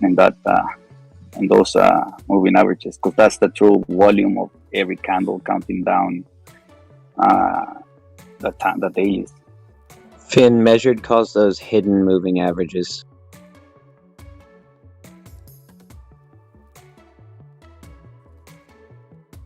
Wait, what's that mean? He's basically creating an indicator or using an indicator in a way that like usually if you have a 200 moving average on your chart, it's showing you the data for whatever time frame chart you're on. But on the daily and the weekly, there's certain MAs that a lot of people pay attention to, and so the indicator will allow you to continue seeing those lines as if they were on the daily or the weekly chart, even when you go down to your smaller time frames. Correct. And right now you can see the 50 and the 20 playing a big role in these moves. Even though if you type daily MAs or whatever, it's gonna be there whenever at any time you have like the 5 minutes, the 50 minutes, and that way when you get close to the line, you can short, or you can, if you see it like breaking it, just fucking do what you gotta do. It depends on your risk, obviously. So that's going to be a good indicator and helpful, and I'm sure he can like make it customizable, you know, and everything else. But there are ones on TradingView already that I'm sure he'll do a better job. But like the current, you can get on trade like the Jolt indicators, like the Jolt indicators is based on the 20 SMA. You can literally put the 20 SMA and it's gonna follow the line in the middle of the Bollinger bands. You can fuck with it if you want. You can go, if you're on the 1 hour, you want to use the 50. If you're on the 50 minutes, use the 200. If you are on 4 hours, 20. There's indicators that you don't have to do that. I mean, you can be on the 5 minute and then choose to just have the moving averages, the daily moving averages on every time frame, you know? Yes. And there's also indicators that you can choose the time that you wanna, like let's say the 4 hours. If you trade on the 4 hours, you just use the 4 hours MA, and then you choose the time that you want and the length, 21 or 55, whatever you feel comfortable with. And 21, I like it because it's more like it jumps. 50, if it lands on 50 and retrace up, that means it's gonna move up, and you can go down to the 5 minutes and see it right there. And that way you don't wait for the candle to close, if you know what I'm saying. You know, sometimes on the hourly you have to wait for the 20 to close, or let's see how this shit closed. You can see it on the 1 minute because you can see the line right there literally, and you don't have to screen. Okay, if somebody could, if everyone on the YouTube could please refresh their YouTube and like and subscribe, I would very much so appreciate it. If you just refresh, because I turned off monetization. I mean, not turned off. The monetization was off for some reason, so I just turned it back on. I don't know if like the views that are here so far will count, but if you guys could, for the people, because a lot of people have YouTube Red and whatnot, so if you could refresh, I would appreciate it. Refresh the page, and also like and subscribe. No one's gonna say hi to Yay Girl as well? She was in here earlier. Oh, that's the first time I've heard her in a while. Hey, Yay Girl. Oh. So, yeah, you're missing the class. Did you know I was doing a class today? Yeah, that's why I've been gone all day. So that you could come back, do what you got to do, and then come back when I start the class. What kind of class? Well, you can go back to 4 o'clock Eastern Standard Time, and that's when I started the class, and that I was going over all the indicators, what they do, and whatnot, a lot of the basics of trading. Now I'm going to. I just went over the 930 trading strategy. Now I'm likely going to go over chart patterns, candlestick patterns. Start from the beginning. I can't. That was like an hour. The other people are listening. I don't want to bore them. Well, why would you start a class without me? I've put notice out for like a week. Been advertised everywhere, girl. Yeah, I haven't seen the notice. Not to me. See? Dogecoin is ripping. Okay, so here's like now I'm gonna be forced. I'm forcing myself to look for patterns, so it's gonna be kind of hard to really, get them down. But here, if I had to force myself to look for them, this could be a.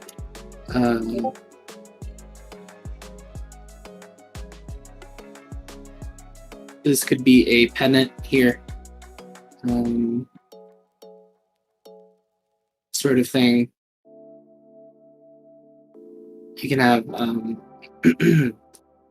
sort of a pennant here, bearish pennant, and ended up breaking up.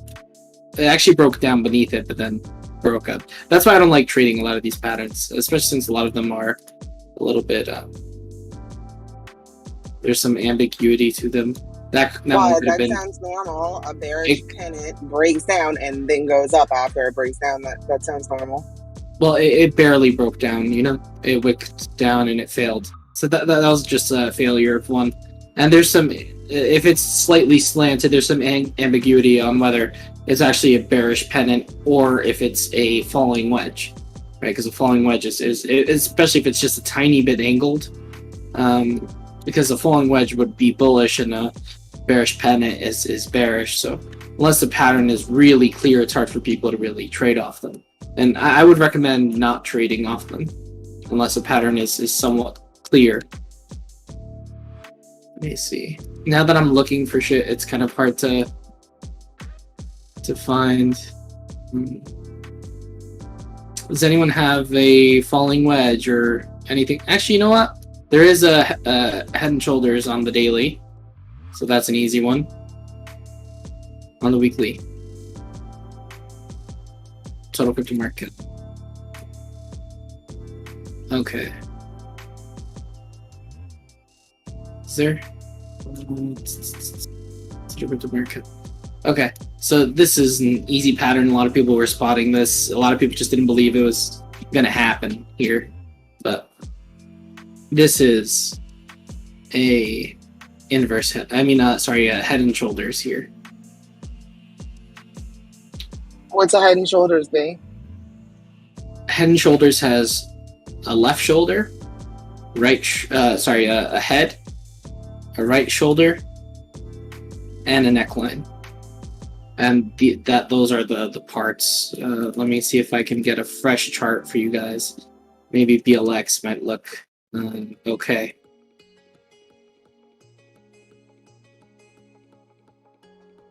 And are they continuation or reversal patterns? It's a reversal pattern. It usually marks the top. So the head and shoulders looks a little bit uglier on BTC than it does on total crypto market cap, but you can see it here.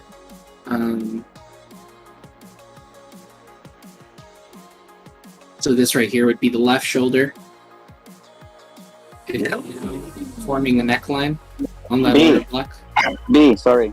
On the 5 minutes, we just did an inverse head and shoulders. You can see it right now in the 5 minutes. We just finished it. Okay. Let me just finish going this. This is the head. This would be the same neckline here. As you can see, this is the right shoulder. And the right shoulder doesn't even make it. It just, because the move is so weak, it just breaks down. So this right here is the head and shoulders. And you would obviously, typically what happens here is you would wait for this to happen. So this is why people think we're going to 30K. You will wait for what to happen, because I can't see what you're doing. So explain very well, please. Okay, so this is the neckline here. You guys can see the neckline. It's at around 30. It's around 30K, and most traders will wait for this to break down, come back up, which is why people think we're going to 30K, me being included among them. Break back up, test this neckline as resistance, and then continue the move down. So would that be called a bearish retest? Yeah, that'd be a bearish retest of a resistance, and at this point you would have your entry, which would be here. You would enter a short at this level, or you would sell at this level. If it broke down, a lot of people are hoping for this. They didn't sell down here, so they could sell up here. At least the more educated traders are waiting for this. Or I guess they couldn't be too educated because they didn't cash out here or here. So, but yeah, this is an attempt for an exit here. And that's why, me personally, I think we're going to go up here and hit this 30K range, 35K range, and come back down and go to new lows. So you're saying that the best short entry would be the retest. Yes, you wouldn't want to short the head. The way to trade this is to short the neckline on the retest. Now let's go to the 5-minute chart. That's what you said. 5-minute. Did it end up playing out already? Keep going. Yes, sir. Yes. Bitcoin? Yes, on the 5 minutes, he already played. Okay, so, and this is where this could be considered the inverse head and shoulders here, as well as this bump could be, instead of this could be considered part of the head, and this could be considered the shoulder. So you'll see it differently on different charts, and different traders do it differently. So, yeah, but show her the percentage that she's supposed to take profit. Draw the line on the bottom, and then whatever measures from there to the head is going to be when it breaks the percentage that you got and you get out. Okay. That looks kind of inappropriate. It does look inappropriate, doesn't it? She knows. You said none of that. You're getting a lot of super chats. Am I? Let me read them. I'm sorry. I mean, are they old? I don't know. Let me go back. Let me go back. Let me just finish this. So right here, if this is what you're trading, right, and not trading this thing right here, which I don't like. I don't like this. I like this one better because it has a flat. I really like flat necked. Flat necked head and shoulders. So right here, this is what you would be seeing on your chart. You draw this line here. This trade, you wouldn't trade it here. You wouldn't trade it here. You'd wait for the retest here at this line, and this right here is where you would buy. And then it would continue upward, right? And I guess you could put your stop loss below this level. And what is the calculation? It's from the neckline to the head is the percentage that it goes up above the neckline on the other side. That's one.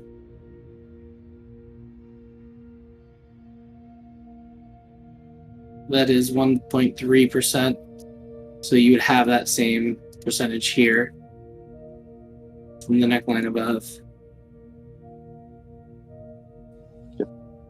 1.3%. There you go. And that'd be your target for your exit. And you can see there's confluence here with that on this peak right here, which would be your resistance. Okay, now let me go check on the super chats. Super chat.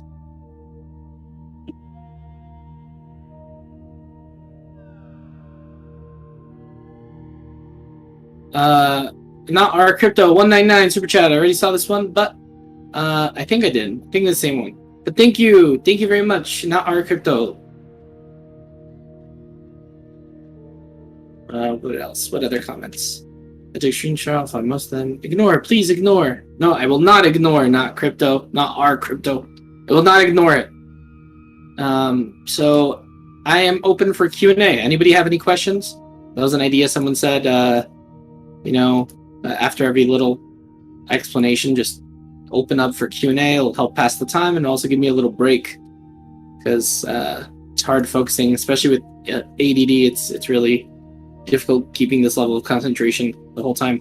Oh my god, I've been going with the ADD excuse again. Actually, if you like something, if you love what you're doing, and if it's complex, it's gonna be very attractive, and you wouldn't love it, and you would never stop. So that means this is not attractive to you or complex to you. You have to go to another level then, in order to keep you interesting, right? Yeah. Bee's mom, Miho, what time are you taking your breath so I can get the water ready? Damn, I must smell. And I guess that goes along with super chat from Yay Girl 999. You're annoying and you smell funny. Happy you're talking, taking the time to teach. Super chat. Thank you very much, Yay, for the 999. And yes, I'm happy too. I've been trying to help people. People recently. I may not be. There's some what? There's some confluence there between the bath and Yeah Girls Con. Yeah, there is confluence. It makes me wonder if they're in on it together. I don't know who the Bee's mom person is, but yeah, very funny. Wow, It's dude. my burner account, bro. That can't be you. The Bee's mom is too funny to be you. You know what? Suck it, B. Shut I've been catching hell from everyone telling me I'm not funny because I suck at Cards Against Humanity, but it's because they're not funny. They're not funny. Dude, I'm awesome at that game. They just don't get your witty humor. That's all. Exactly. It's just another level. Yeah, join Reach Terra server. I already sent it to you. I guess I'll send it again. I did already, dude. And But can you go through all the character profiles and see what you think of each of them? The more recent ones, images in there. Yes, I when I get home, I'm sadly about to pull up to Cold Stone Creamery by my fucking self on a Saturday night. But yes, I'll do that after. Okay, thank you. Okay, Q&A. Open to Q&A. Anybody have any questions?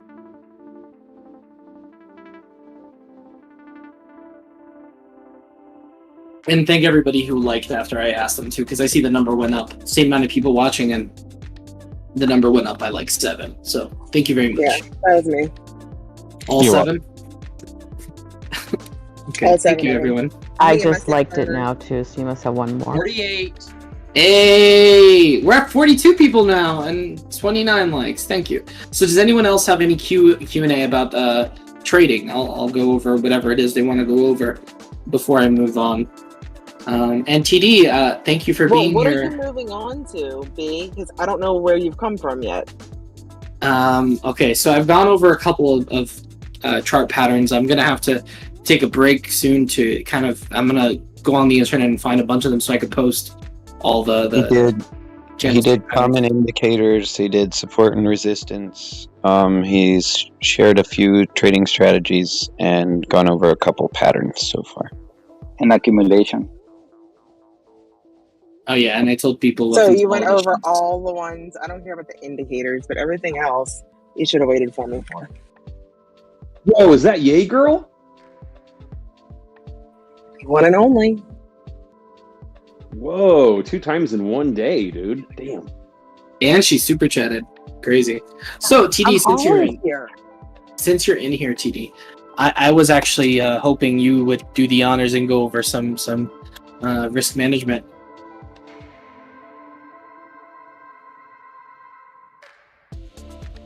I'm happy to add some color if you have a base. I don't have anything prepared per se, but I can kind of rip extemporaneously if you have a launching point. I would definitely like you to go over how to allocate your position sizes so that you don't get wrecked in one swing, and also if you could go over how to develop a strategy in terms of win rate versus amount risked and amounts potentially gained. Say someone's starting, they have $1,000 to trade with. You use that as a starting point. What would you recommend trade size? Like splitting up into 10 trades, going 25% in. So there's your starting point. So let's just say your $1,000 is the entirety of your investing prowess, and you're using that in your trading accounts.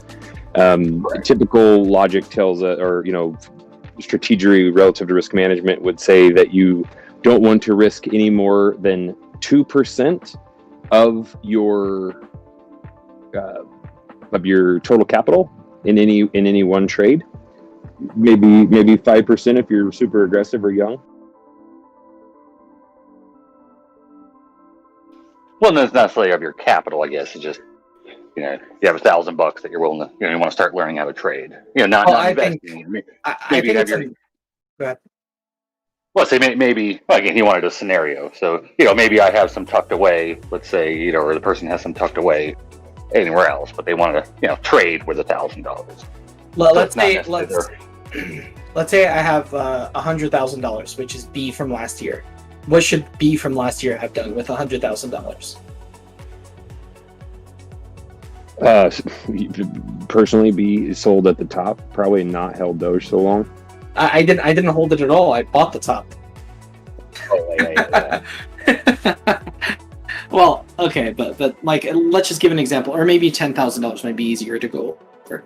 How would they allocate those funds in terms of trading in each individual position size? So there's there's room for interpretation here on portfolio, like kind of what your goals are, in trying to grow an account. If you have your strategy will dictate a lot of how you play out your risk management numbers.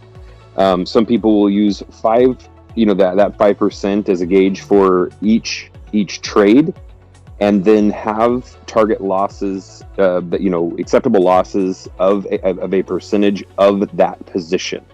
So there's two different metrics that are overlapping there. One is the amount you're willing to use of your capital in any given trade, and this kind of butts up against the diversification of making different trades. So trade sizes, scalps, day trades, swing trades, longer term trades, and then working your way longer term into more of an investment strategy. And then of each trade needs to have sound strategy, risk reward strategy, which is very unique to what the setups are and what rules you develop. But you'll want to make sure that you have an accurate or high enough strike rate, and the risk reward, the ratios in your risk reward are functional, that when you have that work cohesively with your strike rate, that you're net profitable. Now let's say that you want to buy a position and you believe is the bottom. What percentage of your money you leave in case it drop more percentage, and how much more will you put into it if you think it's going to bounce up? So I consider every single trade, every position size independent of one another. So I don't add. I do have strategies that will reduce position size at targets. So if you have multiple targets in your strategy, that where you would say, for example, remove 50% of your position size and then move your stop loss and those kind of things. But I would not add to a position, any one position. For an easier version with the numbers, let's just say if you had 10,000, you would not open any position size greater than $500, and you would not, and then you scale your $500 into the metrics of your risk reward, the ratios, and then some position sizes or some position setups you have to react dynamically to where those targets are and where your stop losses are going to be. So at what volume scale would you re-enter? When a different trade setup is valid and presenting itself. Wait, I don't understand what you mean by some of them you have to act dynamically. What do you mean there? Wait, say that again. Where you said some of them you have to act dynamically. So what did you just say about dynamic?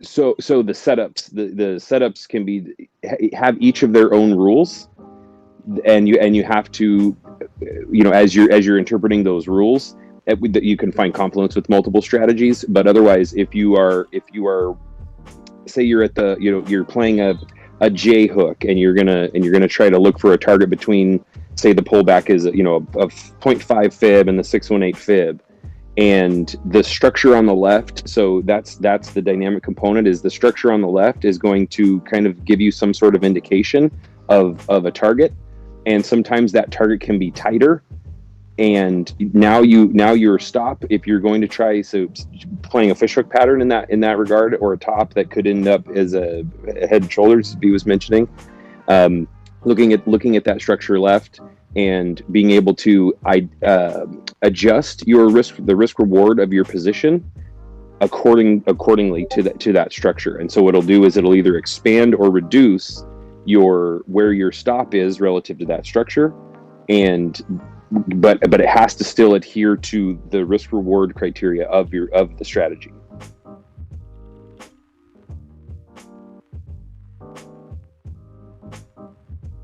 I agree. Okay, how do you know all this? Hard knocks. Getting wrecked. See, that's the best way to learn. Okay, and what is So the sorry, next- real quick. I'll expand on that last question a little bit because I think this part's pretty important. It was not when I was originally attempting to trade more actively, like dipping toes more into active trading, day trading, swing trading, these smaller time frame kind of trades out of the investing world. It's not hard to luck out into a profitable trade. You damn near have a 50% chance of being right every trade you enter. So there's always that profit potential. So the way to grow the account is all about this risk mitigation. How much loss can this particular strategy set up? What kind of loss will it produce, and what kind of gain will it produce? And as you're tinkering with the risk reward component, and you see that say you have a 2-to-1 and a 40% strike rate is a losing strategy, and so you adapt your strategy. You cannot grow an account if your losses are outweighing your gains, right? That's really rudimentary stuff, but it's super important. The only way to grow an account is to mitigate your losses, is to control your losses. You can always get lucky and catch a good swing, but it's really important that even your profits have rules, and when you're wrong, whatever your setup is, your TA is, when it's invalidated, you're wrong, and you get out, and then you wait. I think B has this. Is it 2 strikes or 3 strikes? 2 strikes. Because if your winning average is more than 50% normally, you shouldn't get 2 of them in a row too often. And if you're about to get the third, I'd rather not get the third one. Just take a break. Yeah, and then there's this blending that happens of people that are, people that have an investor mentality that's largely a bullish bias, because that just makes sense emotionally. That if ever you're going to own something or buy it, you'd rather it go up in value in this game. And so it's really hard to convince yourself when you're wrong. And when you take that mentality into trading, it's a recipe for disaster. So controlling those losses is the big thing. So what I did is instead of studying, or after studying and getting a decent grasp of chart patterns, candlestick patterns, indicators, setups, all the stuff, I, grasping that concept, put a lot of energy and time and brain power into understanding the mitigation of the risk. And in so doing, it's almost like really the better you are at mitigating risk, the more successful of a trader you can be. It's not about a trade that's 800% profit. It's about how big are your losses. Yep, I agree. What about with the if Coley and Expectus were, talking about, some people are not, sorry, Coley and Clive, we're talking about $1,000 account. So, doing $5 of that, isn't really good. Like some accounts, Finance US, you can't do minimum under a $15 trade. So what about in that scenario, back to like $1,000? Would a $50 trade be sufficient? Because at that point, you'd at least get 2% to pull $1 back. So if you have a lower account, you kind of have to be more. We would probably say wait till you get enough money to where you can do a $15 minimum. These things don't scale proportionately, and you've stumbled onto one that as you reduce the amount of capital that you're playing with, you bump into those consequences. Also, you have to consider, in the stock world or whatever, as Clive mentioned a bunch about that. There's commissions in that, there's fees in that, and you need to be able to incorporate that into the metrics for your risk reward, into your profit and loss. That you're going to pay fees on a trade no matter what, and so it has to be part of the calculation, the formula of understanding getting in and out of positions. So if you reduce your capital so much that your strategy won't yield profitability because your capital is too low, and you're getting the fees are chewing up too much of your profit, You could still do it. You can still prove a strategy. It ultimately just might take longer to grow a smaller account. That seems to be the correlation. I wouldn't say don't do it though. I think doing it, that experience is invaluable. And I would also say in that situation that as you grow your account, you scale all your metrics accordingly. So as you grow it from, you make a 50% gain on a $1,000 account, now you have $1,500, and all your metrics for your entry sizes and all those things are now from a $1,500 size account rather than the initial 1,000 that you had. And furthermore, you should scale also downward as well.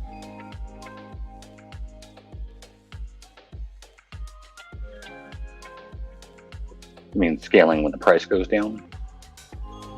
No, when your No, account scaling goes when your account goes down. Oh, okay.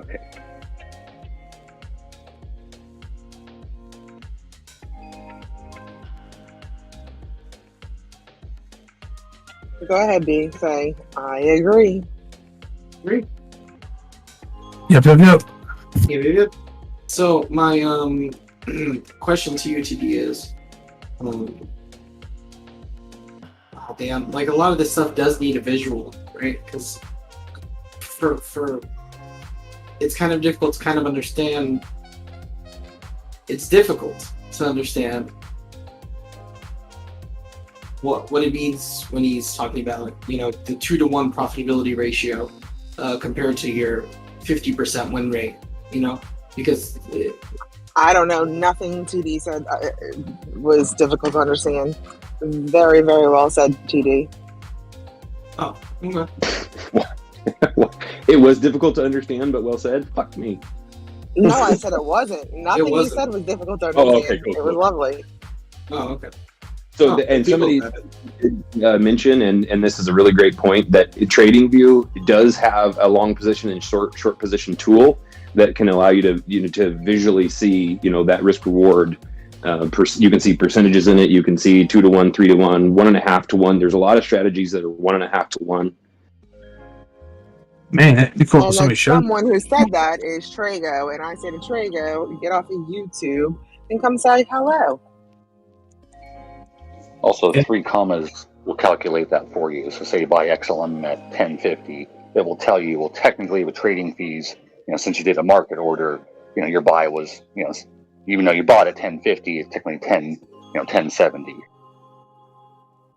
With the fees in there. So when you go to sell, same thing, you're going to be paying those selling fees. So it will let you know, hey, I'm targeting 5%. So here's where I need to sell it for to get 5%, including fees. And then they recently added it. I don't know if you've used it, TD, but they'll now give you a risk reward ratio. So if you're targeting, 10% and have a stop loss at 2%, it'll show you that you're doing a 5-to-1 risk reward. Pretty cool. Somebody showed us one of them indicators.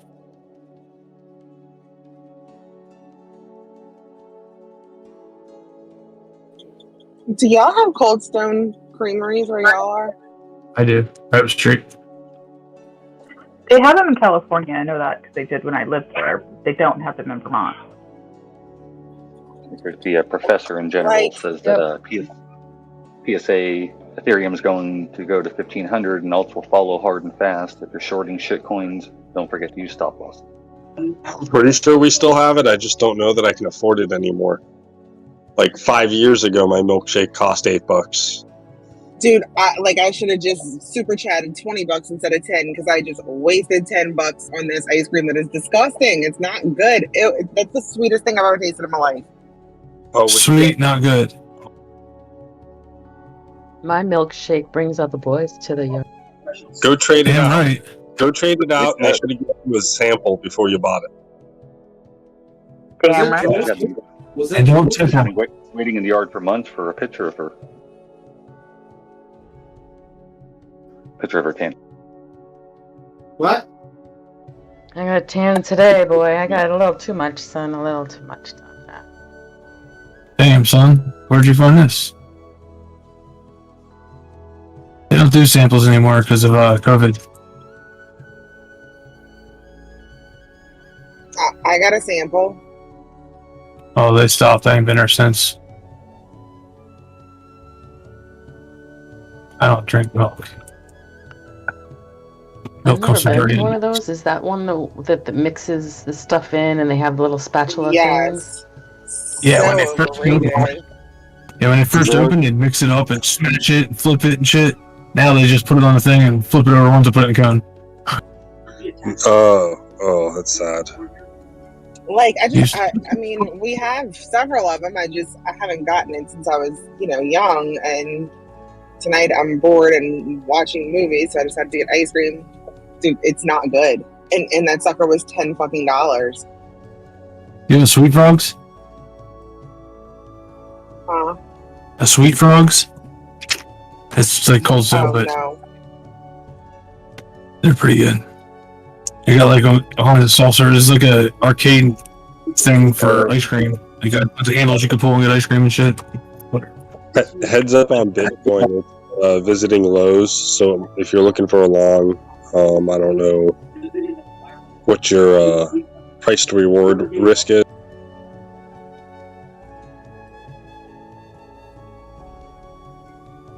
What do you mean it's visiting lows? He needs to get 2 F4s. On 30 minutes. So after this candle, it's probably either going to dump or come up. So in the next 14 minutes. What's a price to reward risk? I just said I don't know that. Wait, it's going either up or down? I agree. I Yeah, don't it's tough to disagree. make a movement. Right now, it's holding a floor, so the moving averages are coming up to it. Normally, it would be coming down now.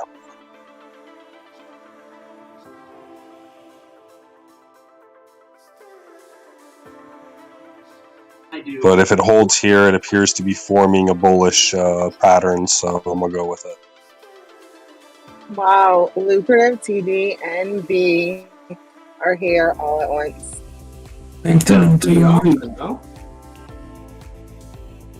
Yay, they're here all the time. You're the one that's been missing, girl. Gigi, whose side are you on here? Get wrecked. I'm on the side of telling the truth. We need your ass back in here on a regular, girl. Yeah, get wrecked, yeah. You're not wrong. We're down to Mimi right now, so we need all the girls we can get. I mean, we're not down to Mimi. It's just Mimi has a lot in life going on, so she hasn't been here as much. If you're just living the dream, then you owe us, and you need to be in here. Living the dream you owe us. I like that.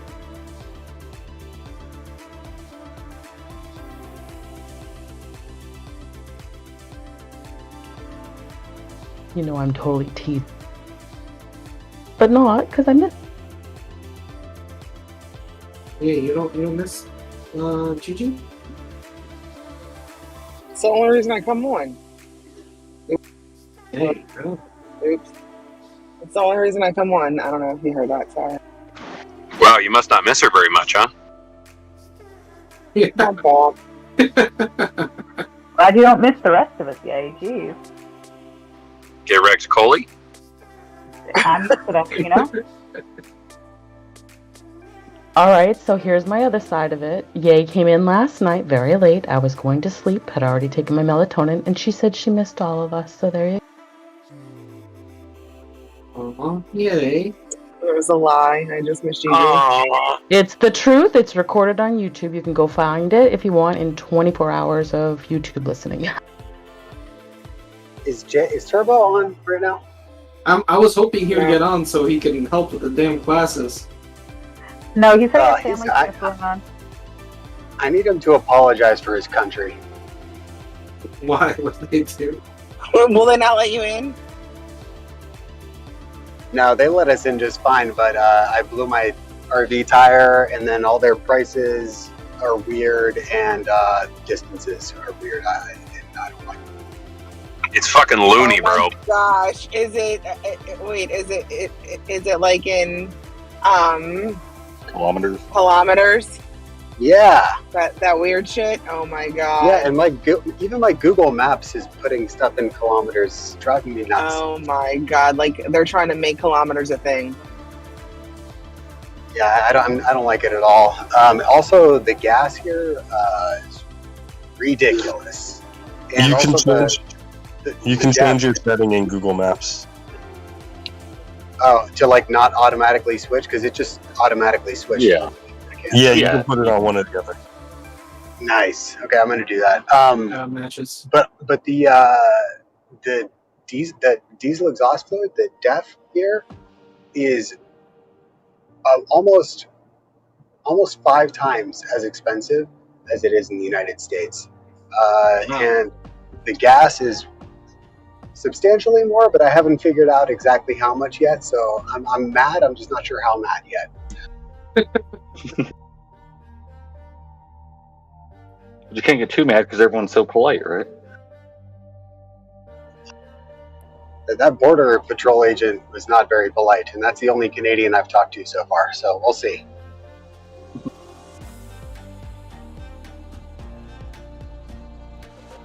Where'd they touch you, Luke? All over.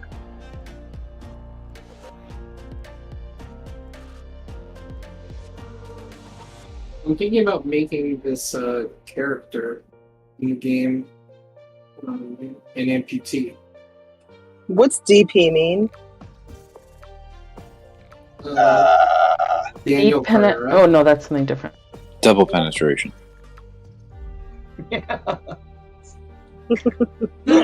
Jeez, I was Yeah, saying you are. deep, but you're right, it is double. Damn, I.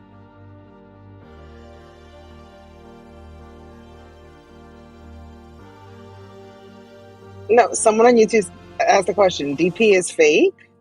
What's DP? DP is the guy's name. Double penetration. There's a guy in the chat. Well, what's His that name mean? is DP. It's his initials. It's his initials. It's probably like Daniel Pereira or Daniel Perez or David Perez. No, I mean, what does double penetration mean? No, there's no way. Let me explain it, James. There's only one way to really show you. Yeah, there's only one way. Let me show you. That's fucking My terrible. God, this conversation. You're gonna learn today. And that's how B Crypto Live got taken down. Yeah. I'm surprised Tame didn't get taken down when that thing happened with Cheddar. You know, that was insane. Well, because it has to be reported, right? I mean, someone actually has to report it. Who the hell would report that? Besides Cheddar's old lady.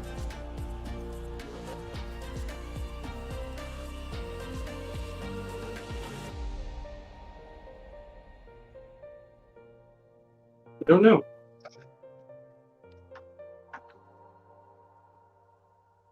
So is class over, B? No, class is still continuing. I just don't know. I'm giving myself a little break because this is difficult to kind of do. Are you gonna have a dinner break too? It's 6:30 your time. I need to order food, man. I'm gonna order something. My parents aren't here, and I'm not gonna have time to cook anything because I'm gonna be doing class. So, yeah. And be honest, what do you really have to cook? What do I have to cook? Probably not much. Not much. There's not much moment. Yeah. If that is true. Pie crust and marshmallow cream or some crazy shit, right? No.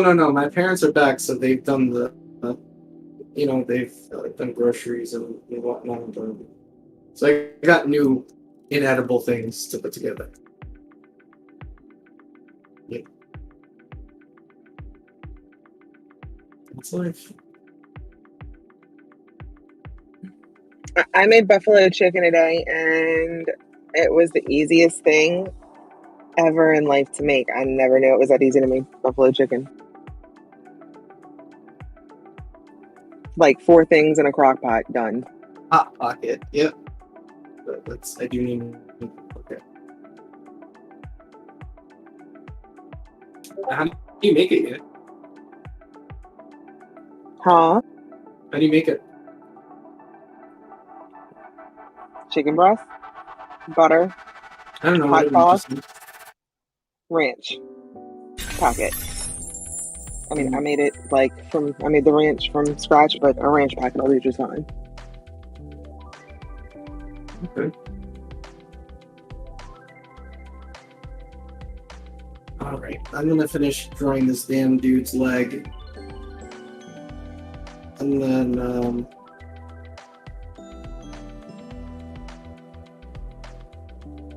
gonna continue with the art stuff, and I'm gonna order some food as well. Once I'm done with the dude's leg.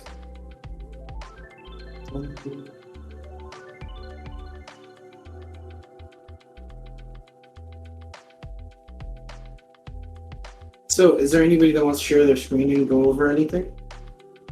Luke, you have anything you want to go over? Any trading strategy, anything? Luke Peru, whatever it may be.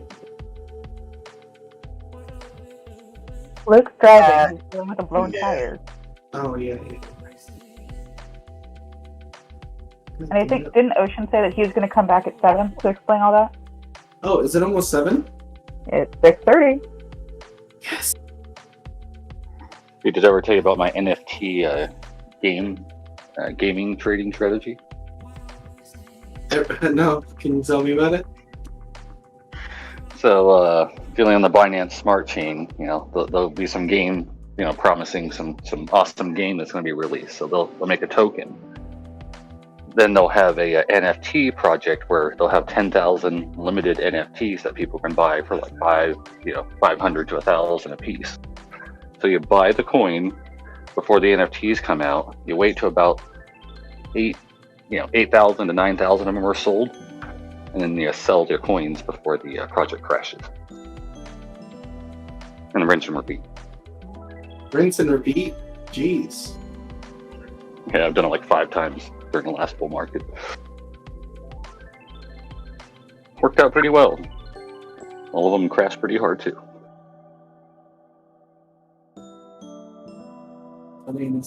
I think next thing I'm gonna do is I'm gonna go over how I trade, basically.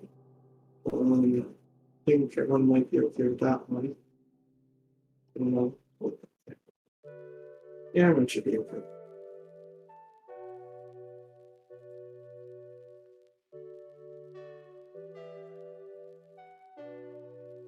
I got an email today saying that something I had sold on OpenSea sold for 3 ETH. I don't know what I had for sale, but damn, I'm happy about it. Didn't click the link or anything, but 3 ETH? No way. I don't think there's damn scammers, that's all. I don't know how, but they've got my email. Well, obviously, they've got my email, my phone number. I get texts, I get emails. I mean, yeah, every day. It's Oh, you didn't even have anything for sale and it sold for 3 ETH? What the heck? the only reason I have my OpenSea is because of the 1 or 2, I don't even know how many FTFs or whatever, ETFs or whatever you call those things you gave. NFTs? NFT. Yeah. Maybe someone That's the bought only one of your reason I even- crypto lives for 3 Sorry. ETH. What happened, Finn? I said maybe someone bought one of her B Crypto Live NFTs for 3 ETH. That's all I've got for sale, so that's awesome. Thanks, Pete. You're welcome. So there was a new evolution, basically. Chewbacca ended up wanting a evolution, so I let him. I made one for him, and I gave him an ability where he can burn any Galaxy NFT. That includes the Galaxy Gals, the ones that I referenced. He can burn it so that he could get 25% extra winnings that month if he wins. So I thought that was a way to give.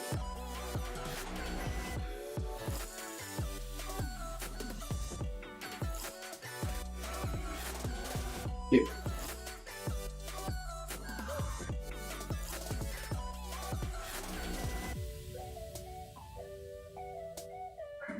See, I wish you were doing these courses tomorrow. Why tomorrow? Because, so I could listen to all of them. Oh, okay. I did want to go over some trades that I did. So ocean trades and, maybe learn something. Although I don't like the idea of people copying your trades. That's definitely not something I want in the future, for people to copy trades. So, yeah, please don't do that. But, yep. It's kind of nice. And then you can put your trades there. People can maybe point out, hey, why'd you enter here? Why are you doing this? Why are you doing that? And people can learn and improve.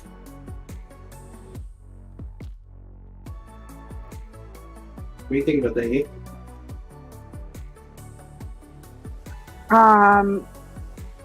Can you start over real quick? Can someone else explain it? Please?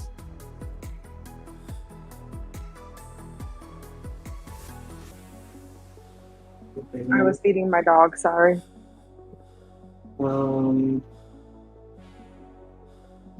There's a place called setups in here, and basically you go and put your trades in there and your setups, and then people can go in, but he doesn't want people to copy them, basically. It's not what it's there for, but it gives you something to have as a training journal, sort of. And Training journal, yes.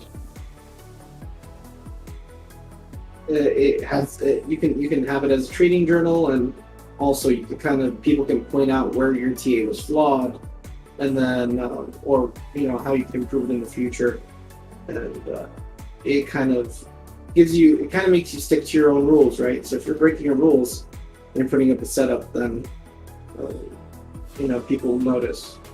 So, yeah. I wouldn't say necessarily that it would be used to point out people's flaws, because I actually think that that's rude. It's more of wouldn't it be like, this is what I would do?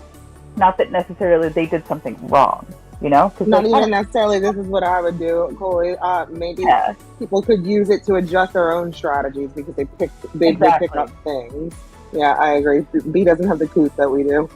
Yeah, I don't know. I hate the you're wrong and this is why. I don't like that. I feel like that's just really rude.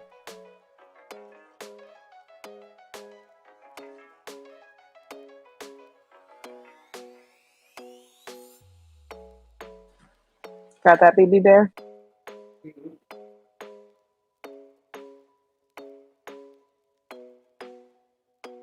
Also, I'm taking credit for that whole thing, by the way.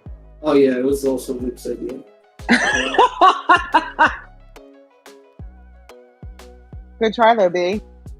I didn't say it was me. I said it was Ocean that told me to do that, to put my trades in there. Oh yeah, you did.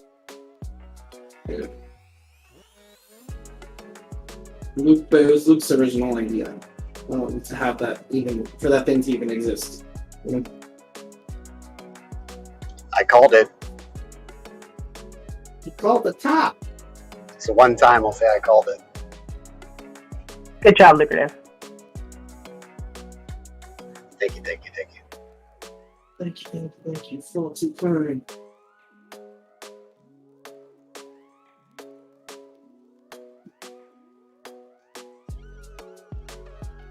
I wonder what you guys are going to think of Gone. I'm drawing Gone right now. And then when I finish, I'm going to get back on and teach some classes. Try to make Gone as daddy as possible. I just suck at drawing hair. I'm going to Google how to draw hair and beards. So Lucrative, are you going to meet up with Turbo? He is. I'm on the wrong side of Canada right now. Gotcha. He's You're in the over in West. Montreal, and I'm over in Alberta, going to like Calgary.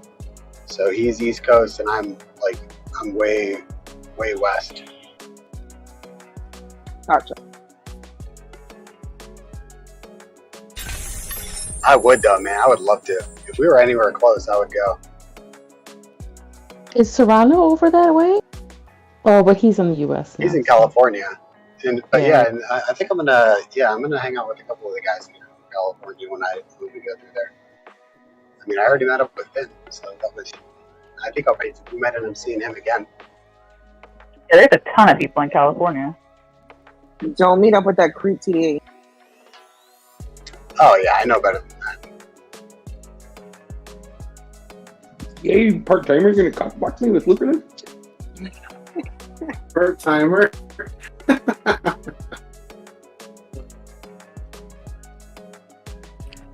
Oh, B, you got another super chat. No, I didn't. Yay! Thank you. Let me see. Dig the super chat. Tech jungle. Dig the training sesh. Need these more often. I think not our crypto. Did he go again? Yes, not our crypto. Super chat. He did another one. Thank you, Miho. I like this Jaeger. You should marry her. What happened with Cheddar and Tame? I don't know. God damn, Jaeger still shipping us. Even after all this. Even after you've been gone for so long.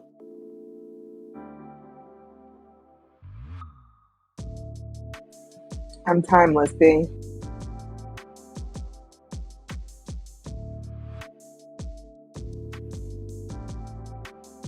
That's life.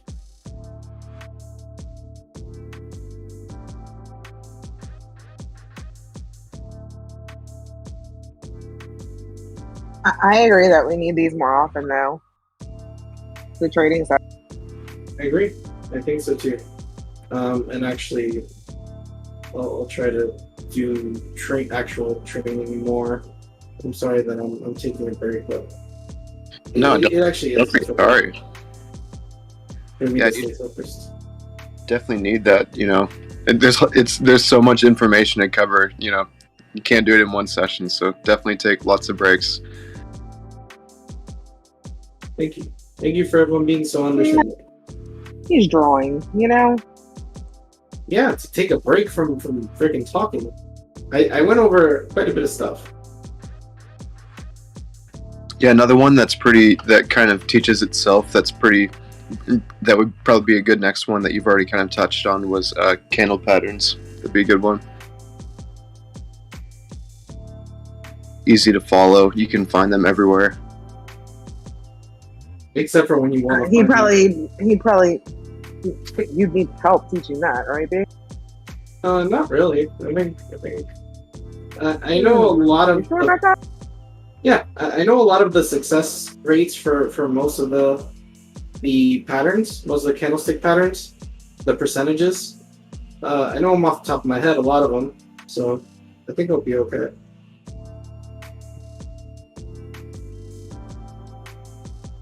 Is anybody getting along here, or what's everybody doing? Drawing? I've been in long since last night, so. Oh, well, I just started along.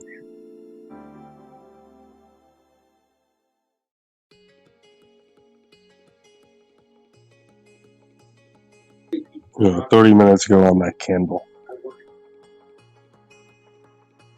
Yay, are you back trading? Only last night because I took a freaking Adderall, and it leads me back to being a degen, getting money on a KuCoin and trading. So, it's ridiculous. That's why you were in here late last night, girl. Yes. You poor thing. She's back, boys. I'm not. Keep her on the Adderall. It's the Just keep her on fucking the devil. That's exactly what happened. I mean, went straight back to DJ. That's so funny. That's oh my god, so hilarious. Yeah. Honestly, that's when she stopped being a DJ. And when she went off that Adderall, she changed completely, and she then went on with life. And I'm glad you're back on. I mean, no, it's good to have you back. Yeah, you know, Like, legit, I didn't sleep last night. I left my house at, like, I don't know, 3:40 a.m. to rush over here to pretend like I had been here the whole night, sleeping like a normal person. But yep. So why'd you do it?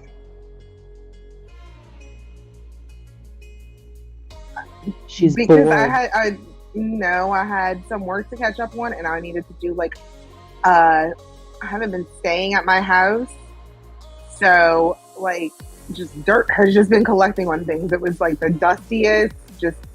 I had to do like a big spring cleaning to my house, you know. And yeah, I took it, and instead I just looked at charts all night and totally fucking geeked out. Yep. Nice.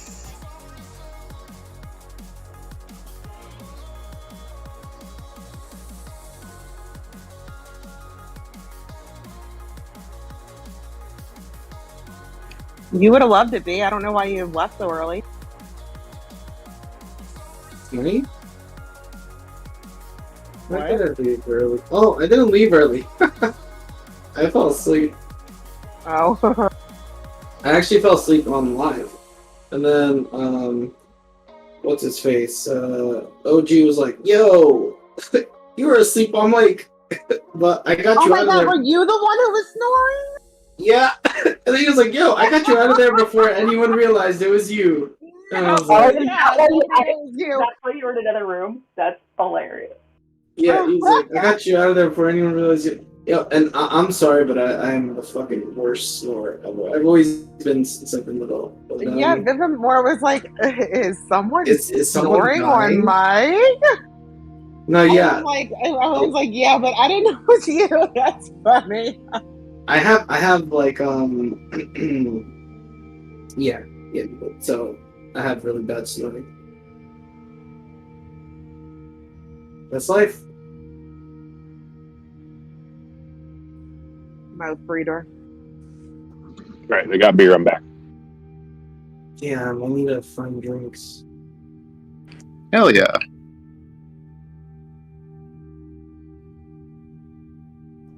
I hope Canada's alcohol is not as expensive as its gas. Honey, isn't everything like double price or something because of the exchange rates and stuff? The exchange rate, I don't know, it doesn't really change the price. I don't think. It's just the thing, I don't know. It's Well, not your because of the money's not exchange worth rate. as much. But your money's not worth as much, right? That's why everything's so much more expensive. Our dollar, like 80 cents of US dollars buys a Canadian dollar. It's like 77 cents or something like that. $1 of ours will only buy 70 cents or whatever you said of theirs. No. Other way around. It's the other way? Yes. The dollar, our US dollar is better than the Canadian dollar. That's loony. Oh. I mean, I know that it's worth less, but then they pay more. Okay. Houses are much cheaper with US dollars in the UK right now.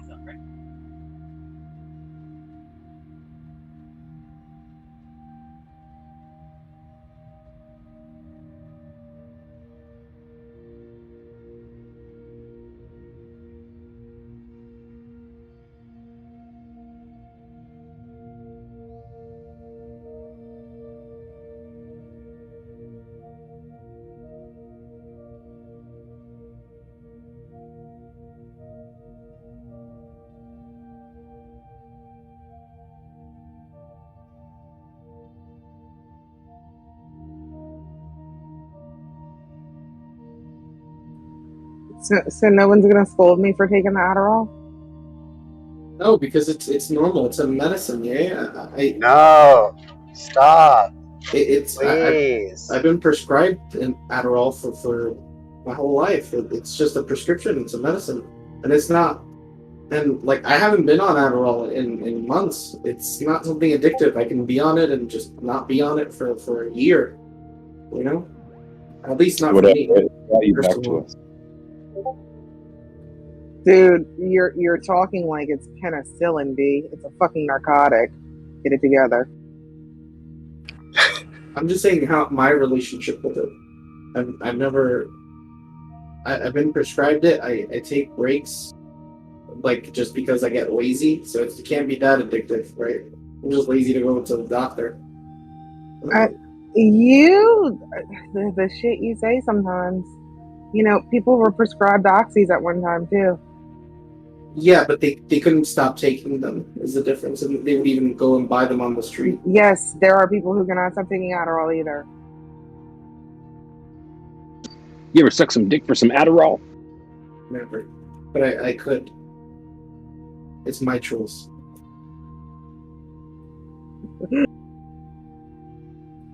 My mouth, my choice. My mouth, my choice. Fuck yeah. Oh my god, these memes. Did you guys see the damn, like, it was like a black woman talking with some dude? Whoa, black woman. Yeah, but why she gotta be a black woman? Because she was black. So there's like a black woman talking to like some dude, and they were like, "Oh, what the hell is going on with?" It was like, "Oh, is this a women's right issue or some shit?" You guys seen that one? Where he's like, "Is this fuck? How does the video go? Does anyone know? It's famous video. It's been going around constantly." You might want to just back out of this one right away. Yeah, pull out. Oh, pull out. Pull I out. was just gonna mention about how controversial it is. That's all I was gonna say. Pull out. I just I don't know what you're missed talking about. All I heard was some black woman, and they keep saying, and that's it. Oh. What is it? It's okay. So the gentleman was like saying it was about abortion and pregnancy, and he was talking about, you know, women. Is this a women's rights issue, or if women are the only ones that can be pregnant? And she was saying no, that men could be pregnant and non-binary people could be pregnant.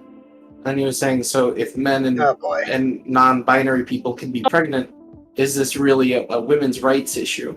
And then it's like, I've seen that post everywhere, and it's literally a flip of a coin on in the comments who they think is winning the argument or who they think is crazy. So like the one person thinks the other person's crazy, and you know what I mean? Like it's literally just based off which link which video you're watching, what the comments, you know, happen to be in that video. Very, very fucking crazy people. Very. Then let's not. How about we don't say this? How about we don't say men and women? How about we say those with fucking ovaries? Is that better? Yeah, I heard that uterus plays a pretty big role too. Because they use the excuse that those that would have, you know, surgical ovaries would then count.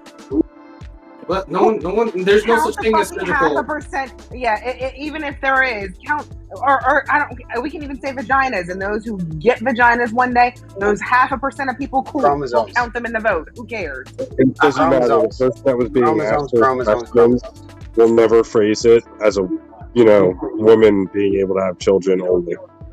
Man, we've really stepped in it now, guys. Yeah, I think I just don't think those with guys, wait, guys. is going. Wait, I'm not going to say anything crazy, but lucrative is going to disagree with me firmly on this. I know, but I am of the opinion that those with swinging dicks don't need to have an opinion about it.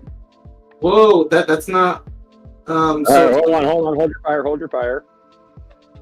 Okay, go ahead. Wait, what if it doesn't swing?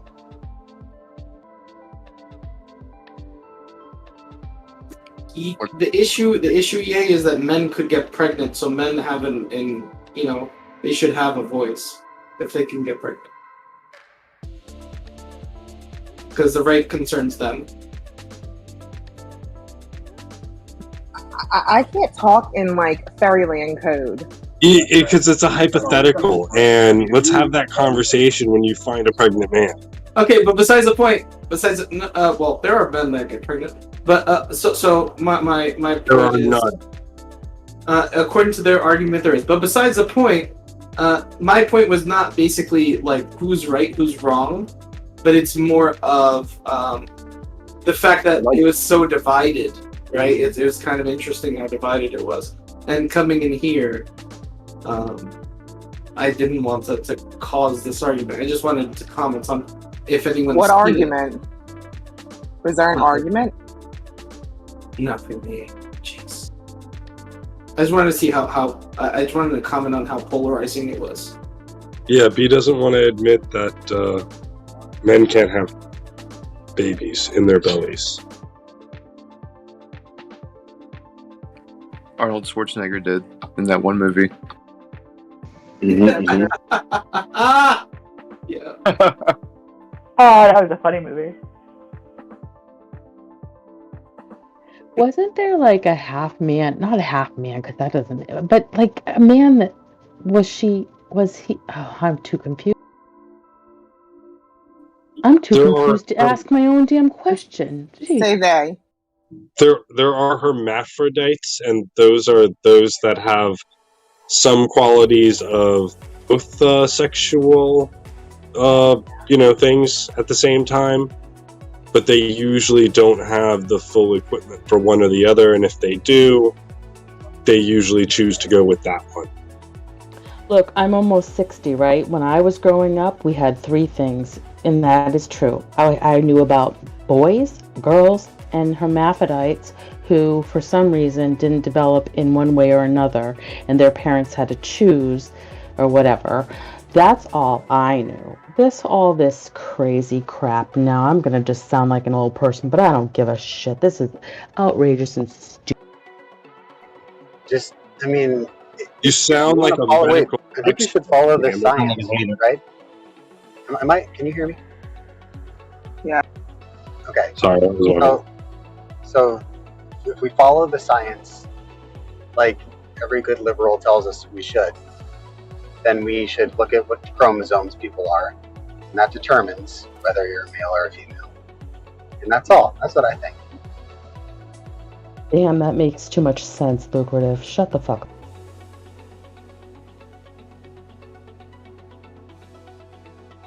Where did... What if you're XXY? What about biology? Lucrative. What about Bitcoin? What's going on with Bitcoin? I mean, if I can change my things, can I also change my age? I suck at this. Damn. Why? Is it really that taboo to talk about? I think you get the channel demonetized. I don't know.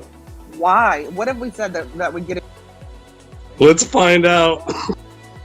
Swinging dicks? Was that the problem? I'll apologize. No, because I think what's it called? Like, it was even brought up in that comment that basically denying the fact that trans men are men is like equivalent to wishing them harm or something.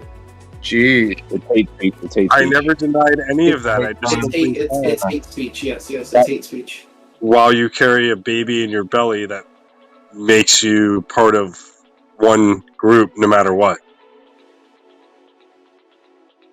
I mean, considered hate speech. You can consider yourself whatever, but if I was going to give a voice to those with an opinion, I would only give it to those with those abilities to voice on it. Actually, you have no voice because you may offend somebody. It's considered hate speech, guys. What? Sorry? Oh, no. This is a slippery slope. It's considered hate speech by who? Exactly. Oh, man. It's super subjective. I think Luke had the really good point that if your penis isn't long enough to swing, then you're a woman.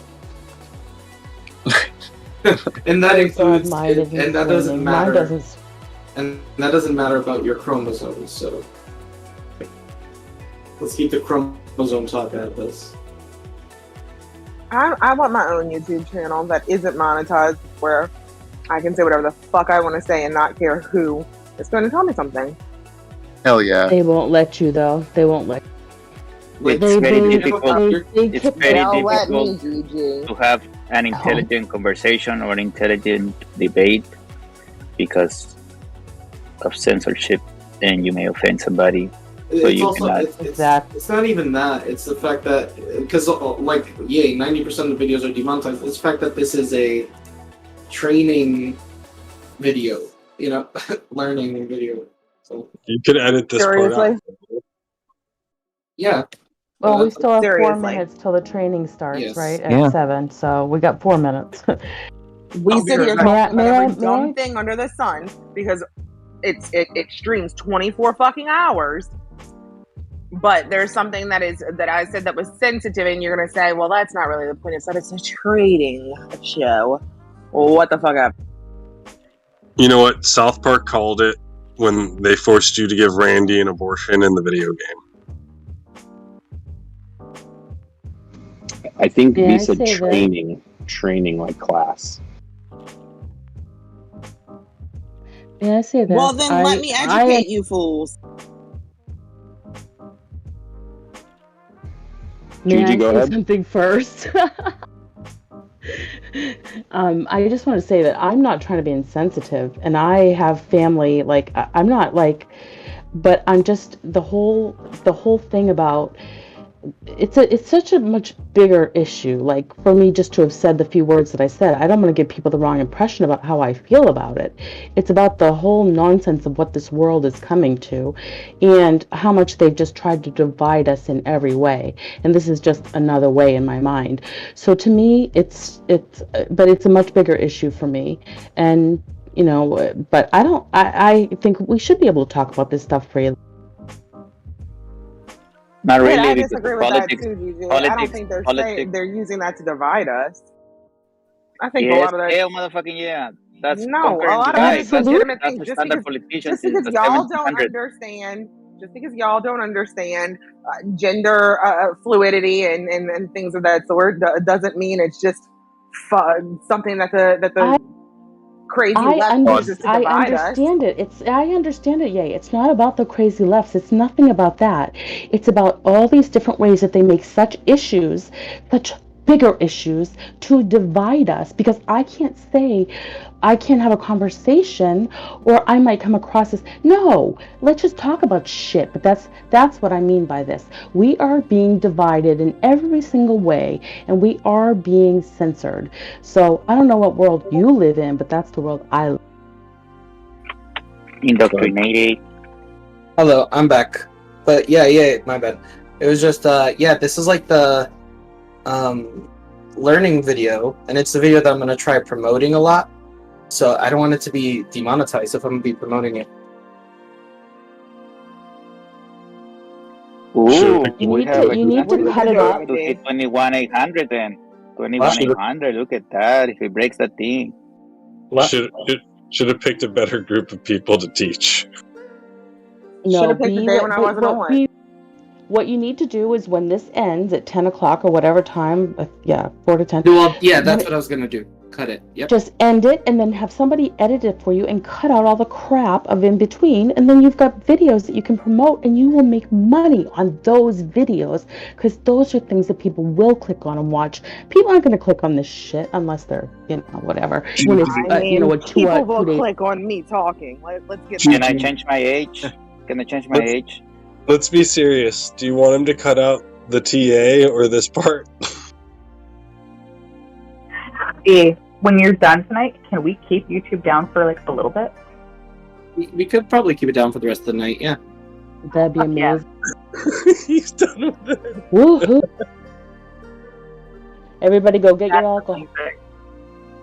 Okay. Alcohol. so- I'm going to get a pack of cigarettes. That's where y'all have driven me. What the yay! Oh, Jesus. New people today started smoking it again. Please watch your body. Do not smoke Don't- cigarettes. They're bad for you. Don't judge me. B's gonna tell me something for going to get a pack of cigarettes. Meanwhile, he's like, just take the Adderall. Yeah, your doctor prescribes it. Adderall is a stimulant, good for your dopamine, which we all need, or maybe you need. She's the one with the ovaries. She'll decide if she smokes or not. Yay! I'll smoke with you if you snort a line of fucking Adderall. Yeah, my body. Oh my brain. god, ripping Adderall and smoking Joes all night. So Adderall's good for your health. We're bad for your health. Brain We are for your 1 brain hour. is good. Sorry, we are 1 hour from daily candle club.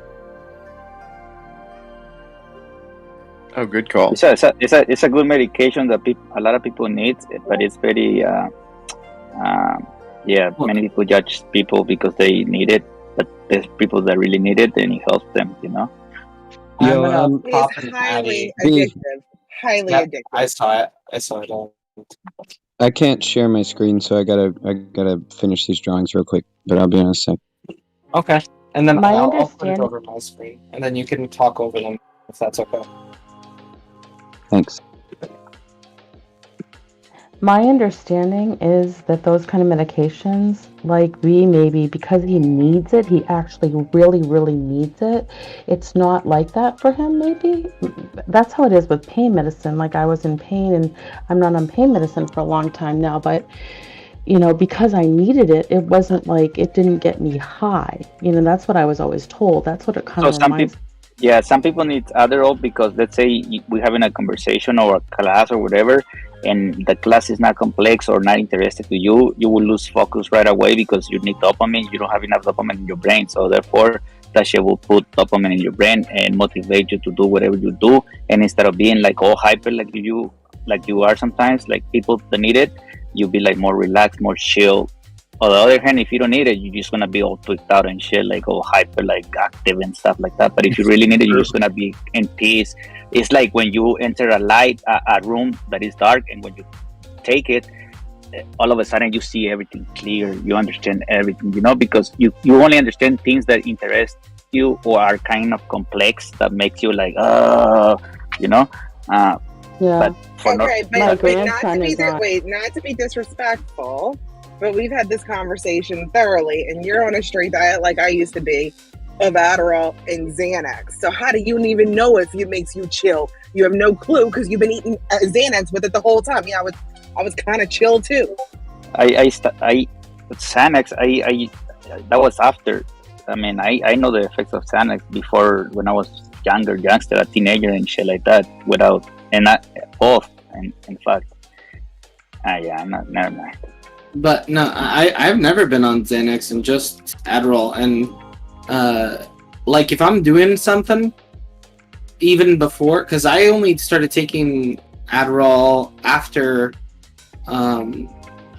It was during my senior. It was during my like towards the end of my senior year of high school, right? So I only started taking it then, and it's been before that whole time. Like when I had to really focus on shit, I would get anxious as fuck because I knew I wouldn't be able to. And then after, it does help with anxiety if you know that you're fucked. Like right Sure now, it in does, this, but y'all are simplifying it as well. And I'll give you another example, and I won't push too far because it's probably uncomfortable things that I'm about to say. But you're a young dude, and probably a simplistic young dude when it comes to females. Like I'm pretty. See, I want to stick my PP in it. Ooh, go for it. Tell me you haven't broken those females off with an Adderall here or there, okay? So, but it's from the doctor. It's prescribed. It's from the doctor. I don't have a problem. These are good pills. No way. But I'm that's the thing. The Adderall, like I have Adderall right now. Well, not Adderall, Vyvanse. I have that Vyvanse right now, and I'm not taking it, even though I'm like nervous taking it. It's because it's like I'm lazy to go up and grab it, right? And that's why I don't understand the addiction part of it, because I've never. You're not an addict to it. You use it because it helps your brain, and you don't use it like that. That's why. That's what I'm saying.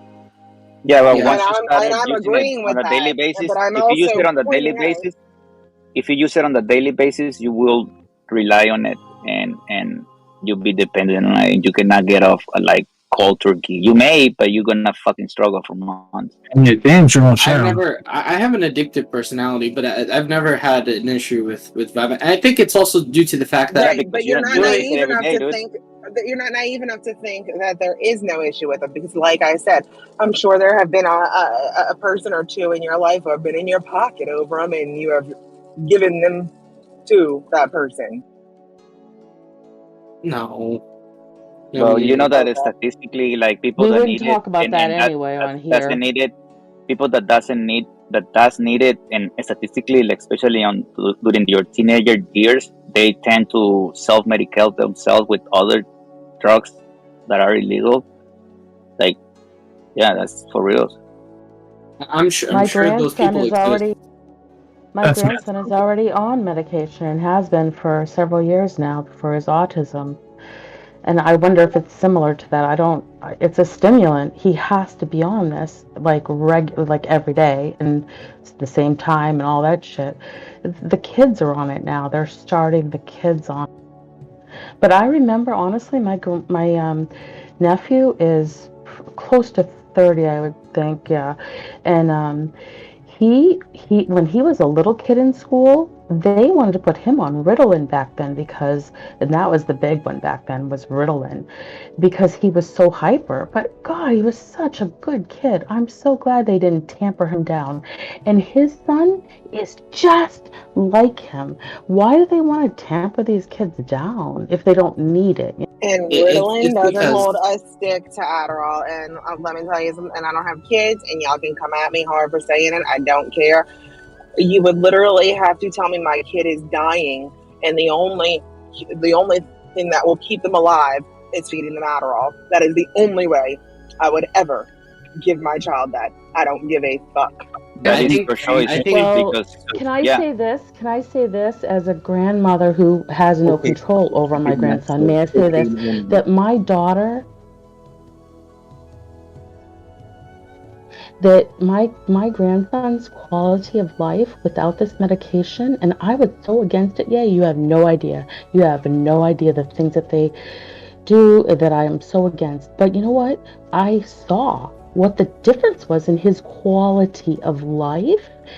And for him, in this particular situation, and many kids like this with autism, I would say in particular, I hate to say it, I think that there are other things that can be done that would help him even more. But, you know, I also see the benefit to it, unfortunately. I also don't think we're talking about Adderall. Yeah, we're not. We're talking about different things. But I do agree, people that need medication need that medication. And some people that need that medication don't need the medication. So there's both of those things, right? There's the ones that are medicated when they don't need it, and medicated because the parents don't want to deal with whatever it is, them not behaving in school, whatever it is. And then there's those people that their quality of life gets affected if they're not on it. And I was one of those people that I always got straight A's in school. I was a smart kid, but I had ADD and it did affect me. And I was also very much a talkative kid when I was in school, and that was very much against me. I was always getting in trouble for talking. And my parents never medicated me or anything early on, but later in life, I did see that, you know, if I wanted to compete in the job market and whatnot, that the Vyvanse freaking definitely helps. And That's if anybody wants to compete in the job market, B, because every other person in that job market's on the fucking Adderall or Vyvanse. I mean, that is not true. That is not true. No, but yeah, it's more difficult. It's more difficult for me, someone who's freaking distracted and fucking, especially when I have to do stuff in specific word, like in the phones, like when I was working as a manager for T-Mobile, like a lot of the manager stuff that I had to do, I would not be able to get through the day if I wasn't on it. And it was because it was that type of the shit that I couldn't do. I had to be focused all day, and I couldn't do it. And not even for a little bit, right? Because when something's not interesting, it's hard to focus on it, right? And you guys jump from one place to another place, and then you start one project, you never finish it, and you're not organized at all and shit like that. But once you start taking it because you need it, everything changes. You start organizing your shit. You start listening to people and not interrupting constantly. And even if you're paying attention to that person, if you're not taking it, you won't understand shit because you lost, you know, anything distractive. But once you take it, you start to be in focus again like a normal person. So how many medications did you run through before you agreed to take Adderall? You convinced me. Where do I get this Adderall from? I just took. Not you, babe. It's very highly addictive. So if you don't take it, if you don't need it, and you have a good life, do not take it, please. Is it highly addictive though? Is that like a thing? Are you fucking kidding? Yes. It sounds good. You guys convinced me. That shit is amphetamine, dude. Yeah, you told me it makes you focus and makes you listen and all that shit. My wife's gonna love it, man. Where do I get some? Dude, there's not a wait, B. There's not a street value to penicillin. You understand that, right? Do you know how much it goes on the street? And you're asking, wait, it's highly addictive? That's a thing, huh? Yes. Fuck yeah. Oh, I didn't know if it was highly addictive because I've never experienced. I never experienced that addiction at all. Like at all. I've never at all felt that way, and I've never even felt like I needed. I struggle taking it. You know what I mean? Because I get lazy to pick it up. So that kind of is indicative. That's probably answer your question. You may be not needed. Hey, Jaeger, what's the difference between Adderall and Coke? The Coke is and Adderall is amphetamine. A prescription. Adderall is Schedule 2. Coke is actually Schedule 2, which is on the same level. It's narcotic though. Yeah. You guys read the joke.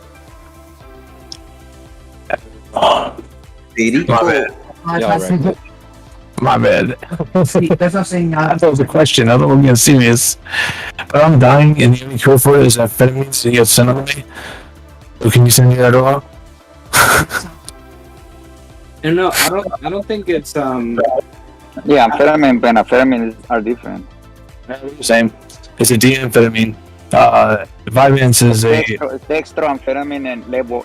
Vyvanse is just levoamphetamine, which is it doesn't become amphetamine until it's in your blood. It's in your That's why you cannot abuse it, and you don't get addicted, and it doesn't kick in like the regular Adderall, like the instant one, the IR, which I love. Yeah.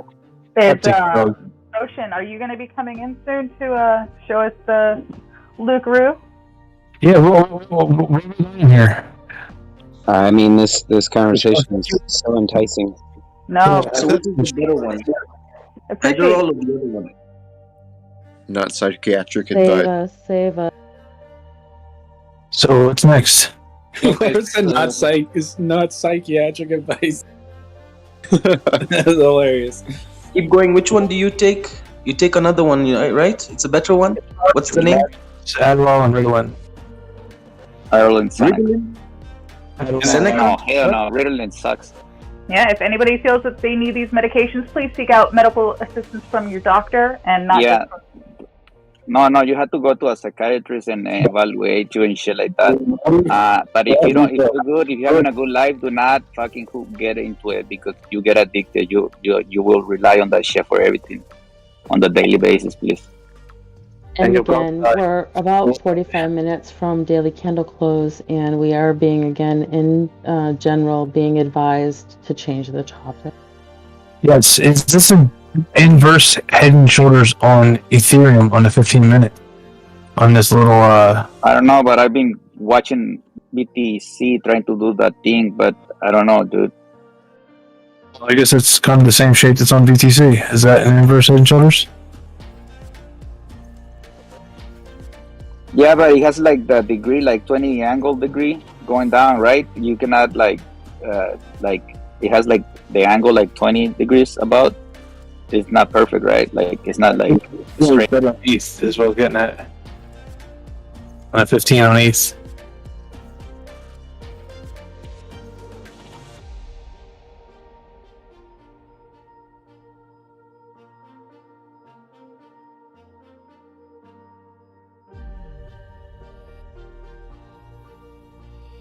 Okay, so anyway, go ahead. Sorry. Yeah, the same as BTC, but yours looks up. Yeah, it seems like it's gonna pump probably more. But I'm expecting BTC to try to reach 21,800. Okay, Ocean, you wanna give it a shot? Let's go, Ocean. Let's go.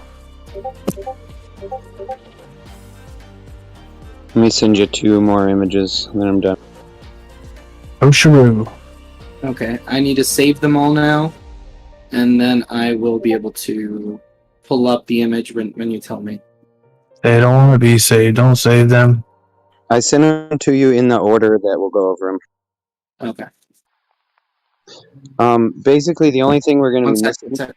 No, that's fine. You don't need the images on the screen.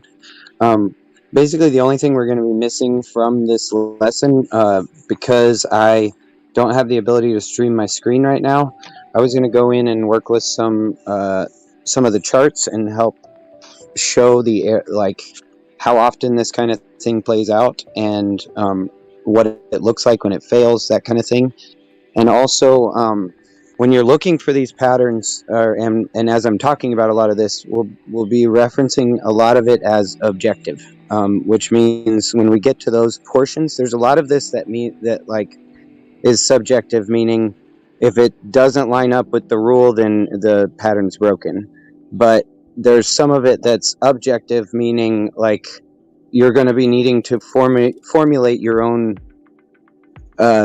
ideas and like work with it to figure out what works best for you. And then if you're sure, like if it's gonna play, just trust the number and run it, but then put a stop loss right below where it breaks. That way, if you're wrong, you just fucking get the stop loss, and that's it. But you lose the fees and whatever fraction of percentage that you lost. That's it. Yeah, sure. That is solid. Do not try to DCA and shit like that. That's some solid risk management there for sure. What we're about to discuss is the Lukaroo pattern specifically. Let's get through this real fast and take all questions at the end and comments. What do you think? Yep, I agree. But give me 1 segundo. And the other thing Tim was asking if we can have a Hispanic hour like one time a week, just to keep that on your agenda somewhere. Es muy importante. Deberías hacer eso. De perdida 1 hora al día.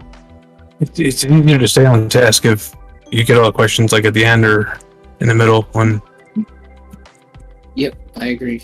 Okay, so the only other thing we're going to be missing, because I can't stream charts, is I was wanting to find some examples of things that look Rooish, but I tend to avoid them if they're too wrong in certain ways. So that may have to come at another time or with some different drawings or pictures or something.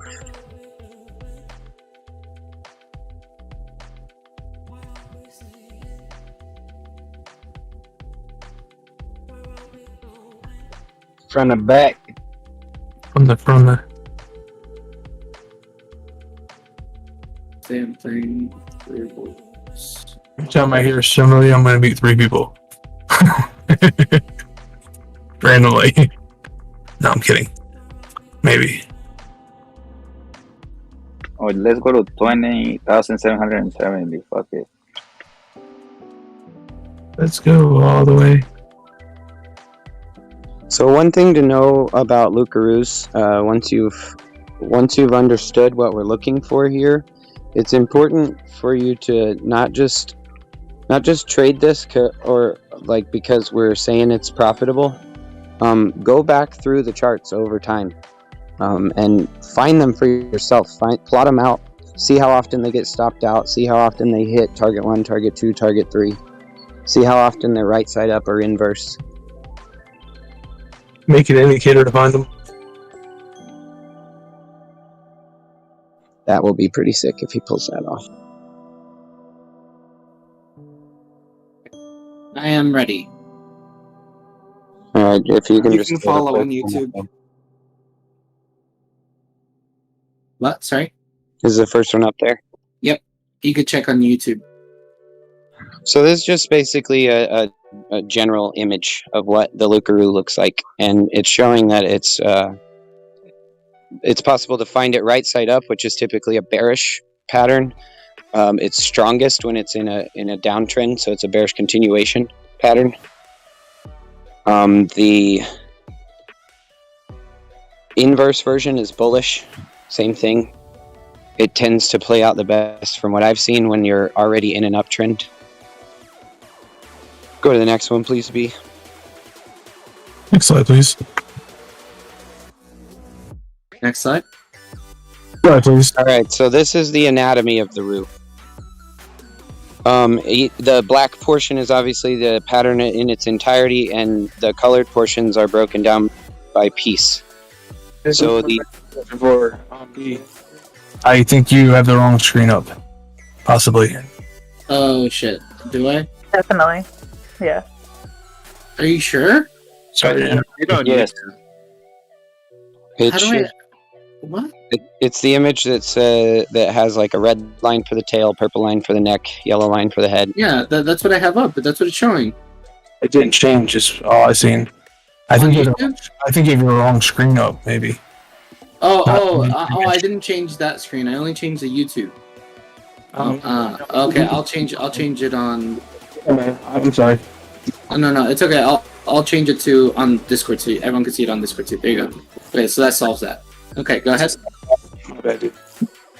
All right, so let's break this down by piece. Anytime you're talking about a tail in a Lucaru, all we're basically talking about is a descending trend line. It's usually not very choppy. It can be choppy, but most of the time it's like a pretty clean trend. When it gets to the bottom, or its bottom, it forms a V-shaped recovery and meets resistance somewhere, usually a decent, somewhere between a 38% and a 50% retracement of that down move. When it hits that resistance, it starts to fall again, but the bulls come in and start buying, and you get this more rounded shaped recovery instead of the V-shaped recovery. Like a cup? Yes, like a cup. Also like an Eve in the Adam and Eve pattern.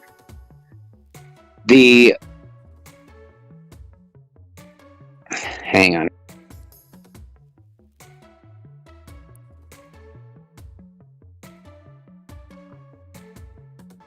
All right, when as you can see down there in the turquoise, I have the Adam and Eve drawn out. Anytime we're calling out an Adam and Eve in a roux, that it usually looks very much like this. The Adam is much bigger than the Eve, and the Eve, one of the rules for the roux, that's one of my missing slides, is all of the rules that would invalidate this or make it something that I wouldn't see it as a roux. One of the rules is Adam is always before Eve, and Eve never comes as low as Adam does. So the bottom of Adam is always a lower low. Once it breaks out, you can see that blue line is our breakout point of the Adam and Eve. It begins to form the neck. And then you'll start to see a consolidation period in the head there. That's the yellow line. This is where this pattern is interesting, because under most circumstances, when you're in an uptrend and you see some sort of bullish consolidation forming, which is what the head usually looks like. It looks like a falling wedge. It looks like a bull flag. It looks like a bull pennant. Usually something along those lines, but then it just ends up failing. And so I think the key here is that the top of the head does not, or forms below the top of the tail. So if you look left at the tail, you want to make sure that the top of the head is below that. All right, B. You can go ahead and go on to the next slide. Should be entry and stop loss. Good. All right, so once you start to see the head actually forming, because that's where you want to get patient. That's where you want to be patient with this trade. You'll see, like if you see the Adam and Eve, you already know you already see that breaking out. It's forming a neck. You don't want to just go ahead and try to catch some top, because the neck can just keep growing.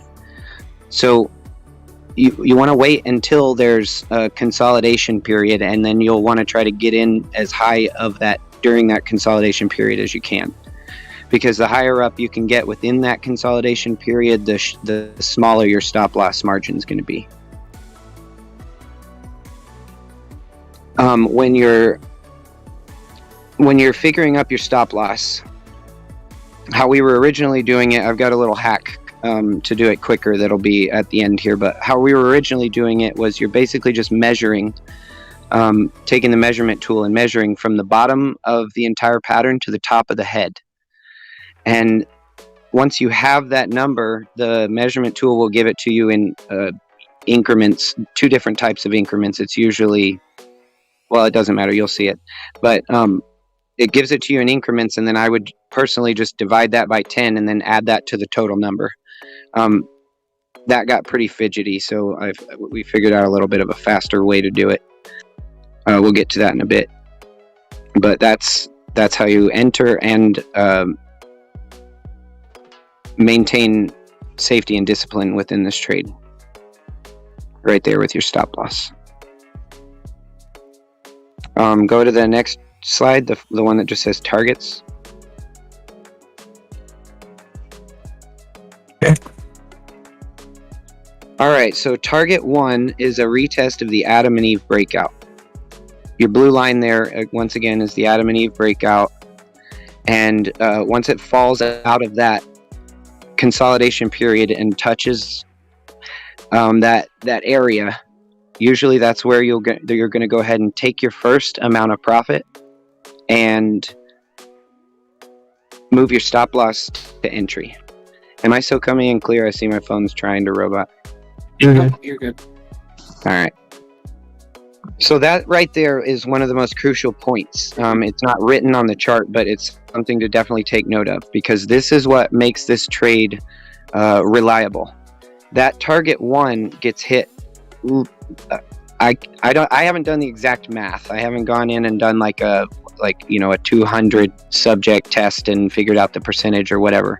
But the majority of the time when I've traded this, even if it's going to run up after this point, it taps target 1 first. So if you can get a partial profit there at target 1, you move your stop loss to your entry, then that's pretty much a guaranteed win beyond that. Target 2 is a retest of the lows of the entire pattern. So just the area near the bottom of the atom. A lot of times the bottom of your atom will have a giant wick. I usually negate the wick when trying to set that target. This is setting these targets is one of the first objective areas, because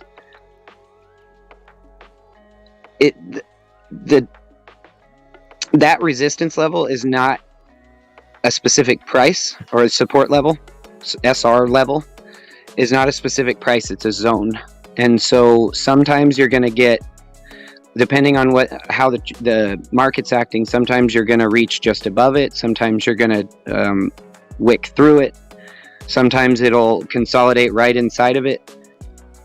And so it's up to you to determine, based on the overall trend, like on the larger scale, based on what the rest of the market's doing, like how likely am I to actually get it to the area that I have marked out on the chart.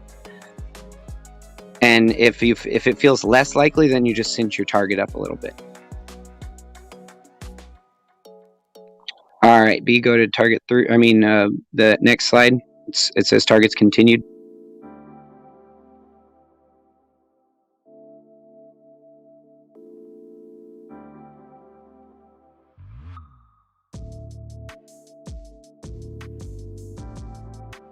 Are you there? Yep.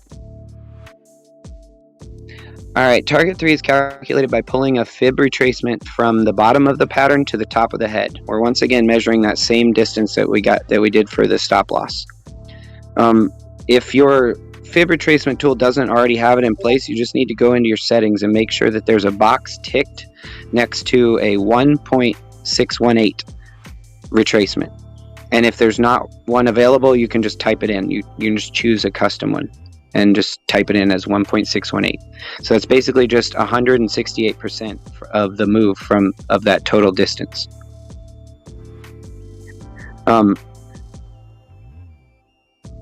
That target, usually from what I've seen, if we get to target 3, most of the time it tends to go further. So I've gotten to the point now where if I feel there's a good chance I'm going to hit target 3, then I allocate at my different targets with the plan to leave a runner after target 3. So it might, like, target 1 might be 25%, target 2 might be half of what's left, target 3 might be 75% of that, and then that final 25% of the remainder will be left as a runner. That's another portion we could get into real quick as far as like allocating. That's another part that's going to be subjective. It's going to have to be up to you and based on market conditions. Objective, excuse me.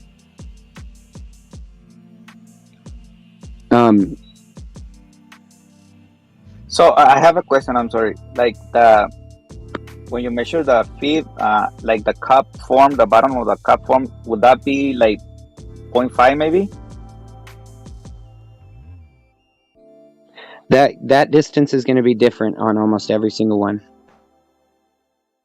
All right. So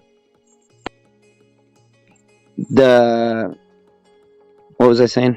What's objective? You're talking about the profit-taking portions, and those are subjective. Subjective, thank you. It's up to your own discretion at that point. People can see it differently. So you can take 25% you go. of each, or etc. Go ahead. No, you go. I might lose signal. I'm not in the middle of Canada, but yeah, I mean, we originally started taking 50% at target 1, and then leaving 25% for each of the remaining targets. But I've actually kind of gone, because it's been so successful, to taking 25% at target 1, then 50% at target 2, and leaving that 25% running for target 3 and beyond. So that's the way that I've been playing it. And I think that that's like what you were saying. The 1.618 was just because we kind of had to come up with a target for when this thing went lower, because it did. And generally, fib extensions are good tools for that. So that's kind of just what we went with. Someone may find something better, and if they do, then that's great. But as far as I can figure right now, that's what we've got. Right. And yes, the subjective, thank you, the allocation of the funds becomes subjective because it's going to be up to what you're finding as far as success in the trading the pattern. It's going to depend on market conditions. It's going to depend on all kinds of things, and you'll figure that out like as you're practicing with it. But a lot of times what I'll do is, if I feel like target 1 might be the only one I'm going to hit, then a lot of times I'll go ahead and close 75% of the position there.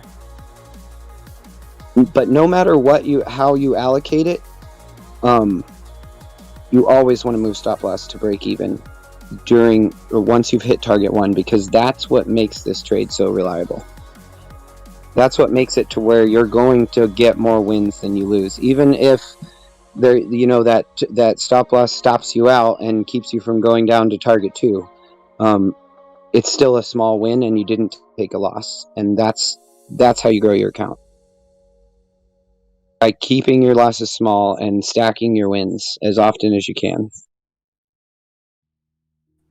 And I wasn't here earlier to hear what y'all had gone through, but if somebody could run through the fibs and how y'all use those as targets, because I know those are really helpful. That's literally the only way I can ever figure out how to target anything, because I'm shit with support and resistance. We have a couple more slides to go still. That would definitely be something somebody would need to do that can share a screen, because you want to be able to show them how and where to drag them.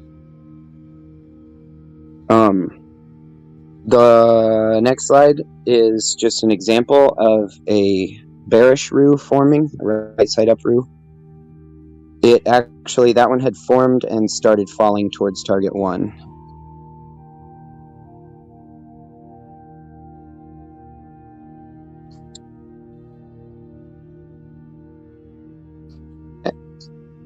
You can see the targets plotted out there. And you can see how, again, subjective placing the targets is. I use a box, and then once I have that box mapped out, then I go in with a horizontal ray and kind of figure out exactly where I want to place it so that I know what number I'm going to put in for my limit orders. But having that box there visually is still helpful because it does end up acting as an area of support quite often. So when you're falling through target 1 or towards target 2, a lot of times it will get rejected or it'll bounce at target 1. So it's just nice to have that there as like a reminder visually. And if you want to go to the next slide, that's just an example of a bearish roux. I mean a bullish roux, an inverse roux forming. That one had not completely formed the head yet. That was just like a little drop and starting to run up. It ended up doing a bit of a zigzag and forming what looked like a bear flag. But again, that's the trick with these is when they play out, it's coming out of a pattern that seems like it would go the other direction. Ocean, what's gonna trigger your entry? What? What's gonna trigger your entry? When do you decide? What, were you here for the entry slide? Yeah, but it wasn't very clear. Like on this chart, on this, where do you enter? On the inverted, I think, is what he's asking. Is that what you mean, Z? Yeah, you enter at the bottom. See how it swung to that low, and then it swung to that high right there, and then I drew the orange box from the low to the high? Yeah. All right, so the patience comes in waiting for that pattern to actually form a flag or some form of consolidation. And you're drawing your box so you have a visual idea of what area that's going to be forming in. And your goal is to get, like on the inverse one, your goal is to get closest to the bottom of that box as you can, because that's going to get you as close to your stop loss as you can be. A lot of times I end up in the worst priced area of my range just because like you're waiting for confirmation that it's actually forming that pattern, and the confirmation is the consolidation at that area. So a lot of times you're not going to get the tippy top or the very bottom, but as long as it consolidates in that area, you're just trying to get the best price you can within that area. So you just wait till the head forms, then you enter for confirmation. Right. You lose a couple of points, a few points, but at least you got your confirmation. Yes. The consolidation is the confirmation for this pattern. When it consolidates there, that means it's confirmed. Because if it doesn't consolidate and you're just trying to catch it as it's wicking up, forming the neck, that neck can just keep growing and keep growing, and eventually it can even reach the top of the tail, which turns into a breakout. Consolidation is that green candle down at the bottom on this chart you're showing? Oh yeah, and like no, that was it starting to form. That's why it did a low swing, it did a high swing, and then it was going to start doing a zigzag right there. So once that green candle gets to the top of the range, that's your confirmation that the head has formed. No, once the actual consolidation pattern has formed, that's the confirmation. But as I'm watching it form, I'm trying to anticipate where that range is. So that orange line you see at 19.048, that was my buy entry. That was my limit order sitting there waiting for it to come back down to that point. Because that was the range that I was anticipating that consolidation to occur within. And so I just put my limit order with a decent ways towards the best price of that range. But without being, too greedy, trying to get the absolute best. Yeah, and so whatever time frame you're trading this on, you should see the price be rejected, right? So just say it's a regular roux, and so you're going to see price go up. Price will be rejected, so you have a big, nice. We go back a slide B. One slide. See the price get rejected, come down, and then you'll see it go up again. You'll see another green candle to try and test the top of that range, to try and break out again to higher highs, and then get rejected again. And then once you see that second rejection, which you should see maybe 3-4 candles maybe of whatever time frame you're trading on in that consolidation, to be saying to yourself, okay, yep, we're consolidating here. This is my entry. Oh, okay, I got it. Okay, thank you. Thank you, Ocean. Thank you, Lucas. Slides. B, if you want to go to the next slide beyond those two. Okay. There you go. So this is just to leave up on YouTube for a second for anybody that's not in the Discord, because we have, like, this is a write-up of the actual rules. If you have a way to, like, screenshot it or something, so you don't have to, in case you didn't catch everything here, that walks you through the trade step by step. Tail down, V-shaped recovery, hits resistance, starts to fall again.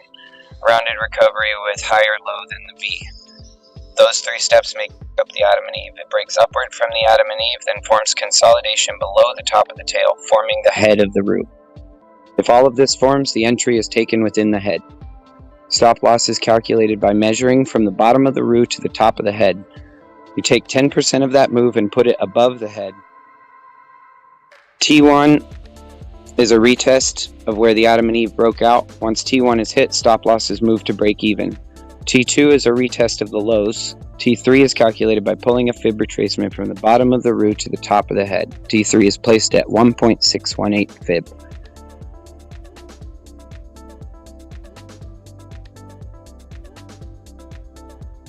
Just want to give, if they can't screenshot, give them a second to write it down or whatever.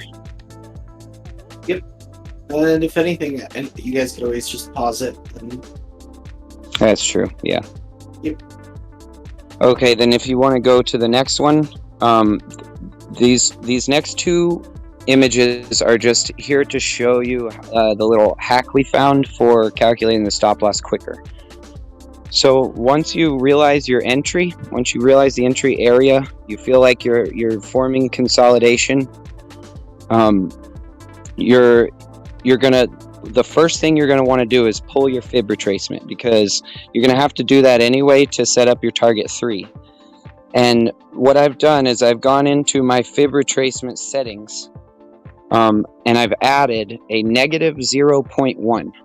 And what that does is it adds 10% in the opposite direction of the trade. So if you're measuring from the top of the head, from the bottom of the tail to the top of the head to figure out what your retracement is down, then it's going to place a line 10% up from that point. And so that just automatically plots your stop loss for you. You know where your number is there.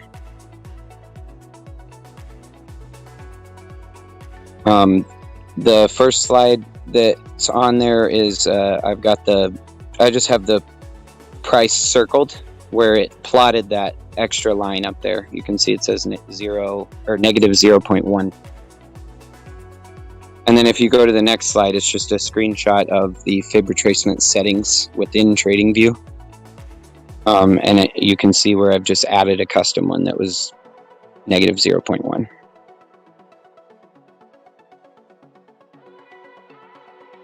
Slide. And that wraps it up. There's one more slide. Questions. There's one more slide.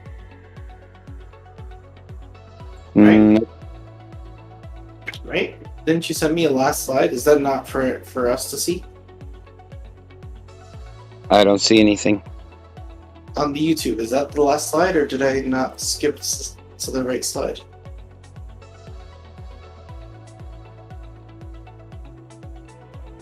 I'm not on YouTube, I don't know.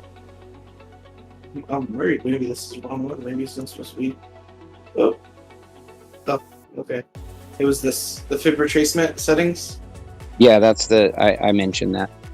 That is our last slide. That's just showing where I've gone in and added the custom one within the settings. Okay. The previous slide. On the previous slide, can you show us your entry? This Did this you slide? play this one? Did you play this one? What time frame? Yeah. Yes, I did. Okay, can you give us the numbers, if you don't mind? Just to give us an actual example. Yeah. No, see, this is one that formed as more of a broadening wedge at the top. And so we got that little dip down. It made a higher high and then started to turn around. And I entered once it fell back below that first little peak there. So, hang on.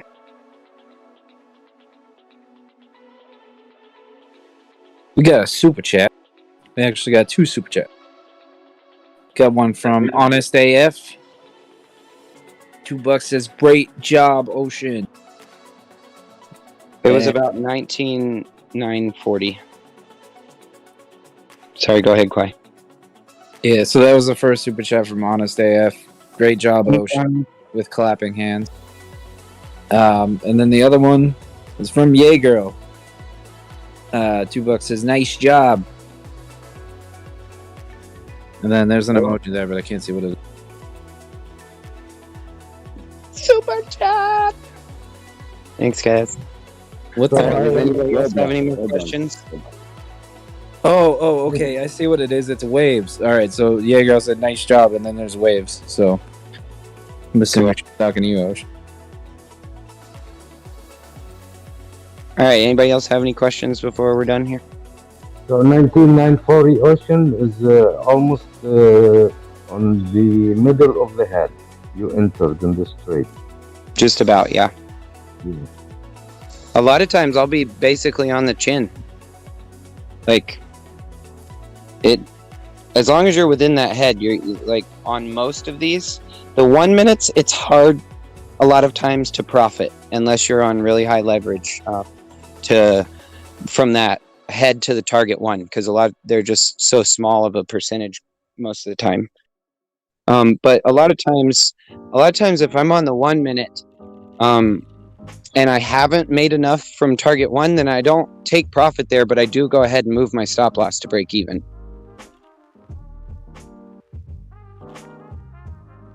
But what time frame do you usually use to find these? All of them. Any and all. You scan all through the time frames to find the. Yep. When I'm most of the time when I go in at first, I look to see if the market's in a condition where we've got them on the smaller time frames, because those are going to hit their targets quicker. So I go looking for them, and if I can't find them on the 1 and the 5, then I zoom out to the 15. If I can't find any there, I zoom out to the 30. If I can't find any there, I zoom out to the hour. Then you play it on the time frame that you find it on? Yeah. Yeah. And then like Luke's in one that we found on the daily. He's still in it from 2 weeks ago? Yep.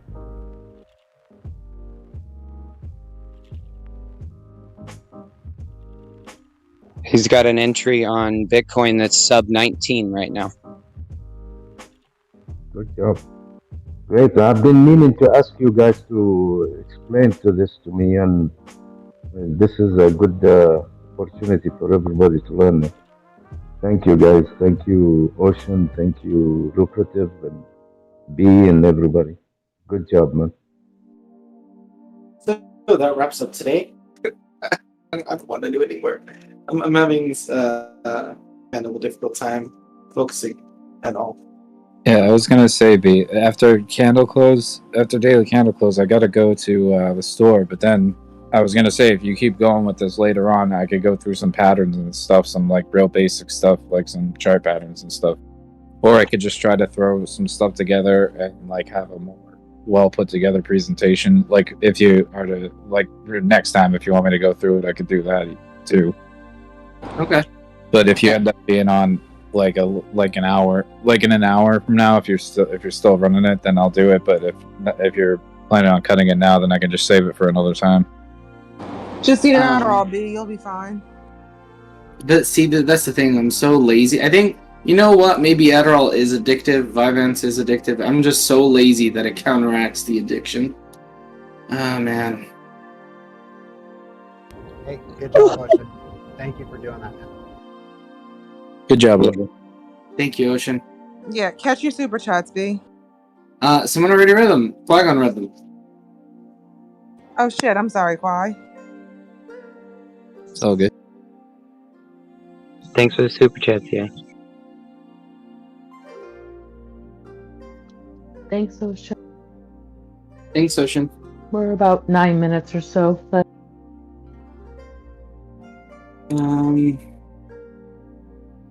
let me see here. If there's any comments on the Twitch. We could talk about legal meth some more if you want. Legal what? oh god, please. Oh, no. We don't have to keep talking about that. Thank you for the super chats. Thank you, everybody, for the super chats. Yeah, girl. Nice job, Wade. Yeah, girl. Yeah, girl. That's what I think Carissa used to call me. Yeah, girl. Yeah, Chris used to call me everything under the sun that was wrong. And it's not Everything that fucking was- wave, bro. It definitely ain't the whole ocean. It's a little wave. It is. Maybe a bucket of water that you fucking splashed out, but not the ocean. Okay. Great job, Ocean. I agree. I think that was really good. And Trago, if you could do me a good favor, I think I'm gonna end the stream here, and I'll restart it again for until 10 o'clock. But I am just so not, maybe 2 weeks from now. Okay, so Chewbacca, it's actually gonna be, you're gonna be able to watch from the beginning. But once I release this, it's gonna take some hours to for the VOD to produce. But then I'm wondering if I could give it to Trago or to Jeru, because I have literally no experience. I just need to cut the clip and put it together. And I know that'll take me fucking forever. So if one of you guys can do that shit, I would very much so appreciate it. And then I'll resubmit the clip. But yeah, I'm gonna end it here. Kale, you could just rewind and listen back. But yep. I'm gonna end the stream now. See you guys. Thank you for showing up. 2 weeks from now, same thing. But we'll go over some more advanced stuff. Maybe Qui-Gon can start it up and go over some of the basics, and then I'll continue on with some more risk management stuff. Because I think I didn't go over any risk management at all here. TD kind of briefly delved into some of the concepts, but I think we really need to look at the chart and potential trades and setups before we can start really delving into risk management. But you know what? I will leave you guys with something to think about, okay? So, oh shit, I'm still streaming on Discord. Give me 1 sec. Change window, change it to... here we go. Okay, so I have... Let me grab this image here.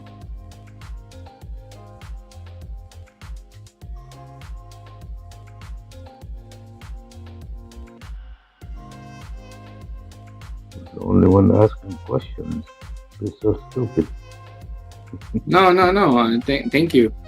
And I don't think it's stupid. It's just I would have asked more questions, but I'm not. No, I encourage everybody. Don't be scared to ask stupid questions. If you don't see something, ask. If I don't see something, ask.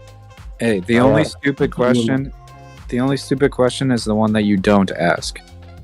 Nah, What the hell? Ocean, that last trade, that's a really good risk to reward ratio going on there. You're risking 70 cents for $11 in gains? What the fuck? That's pretty good.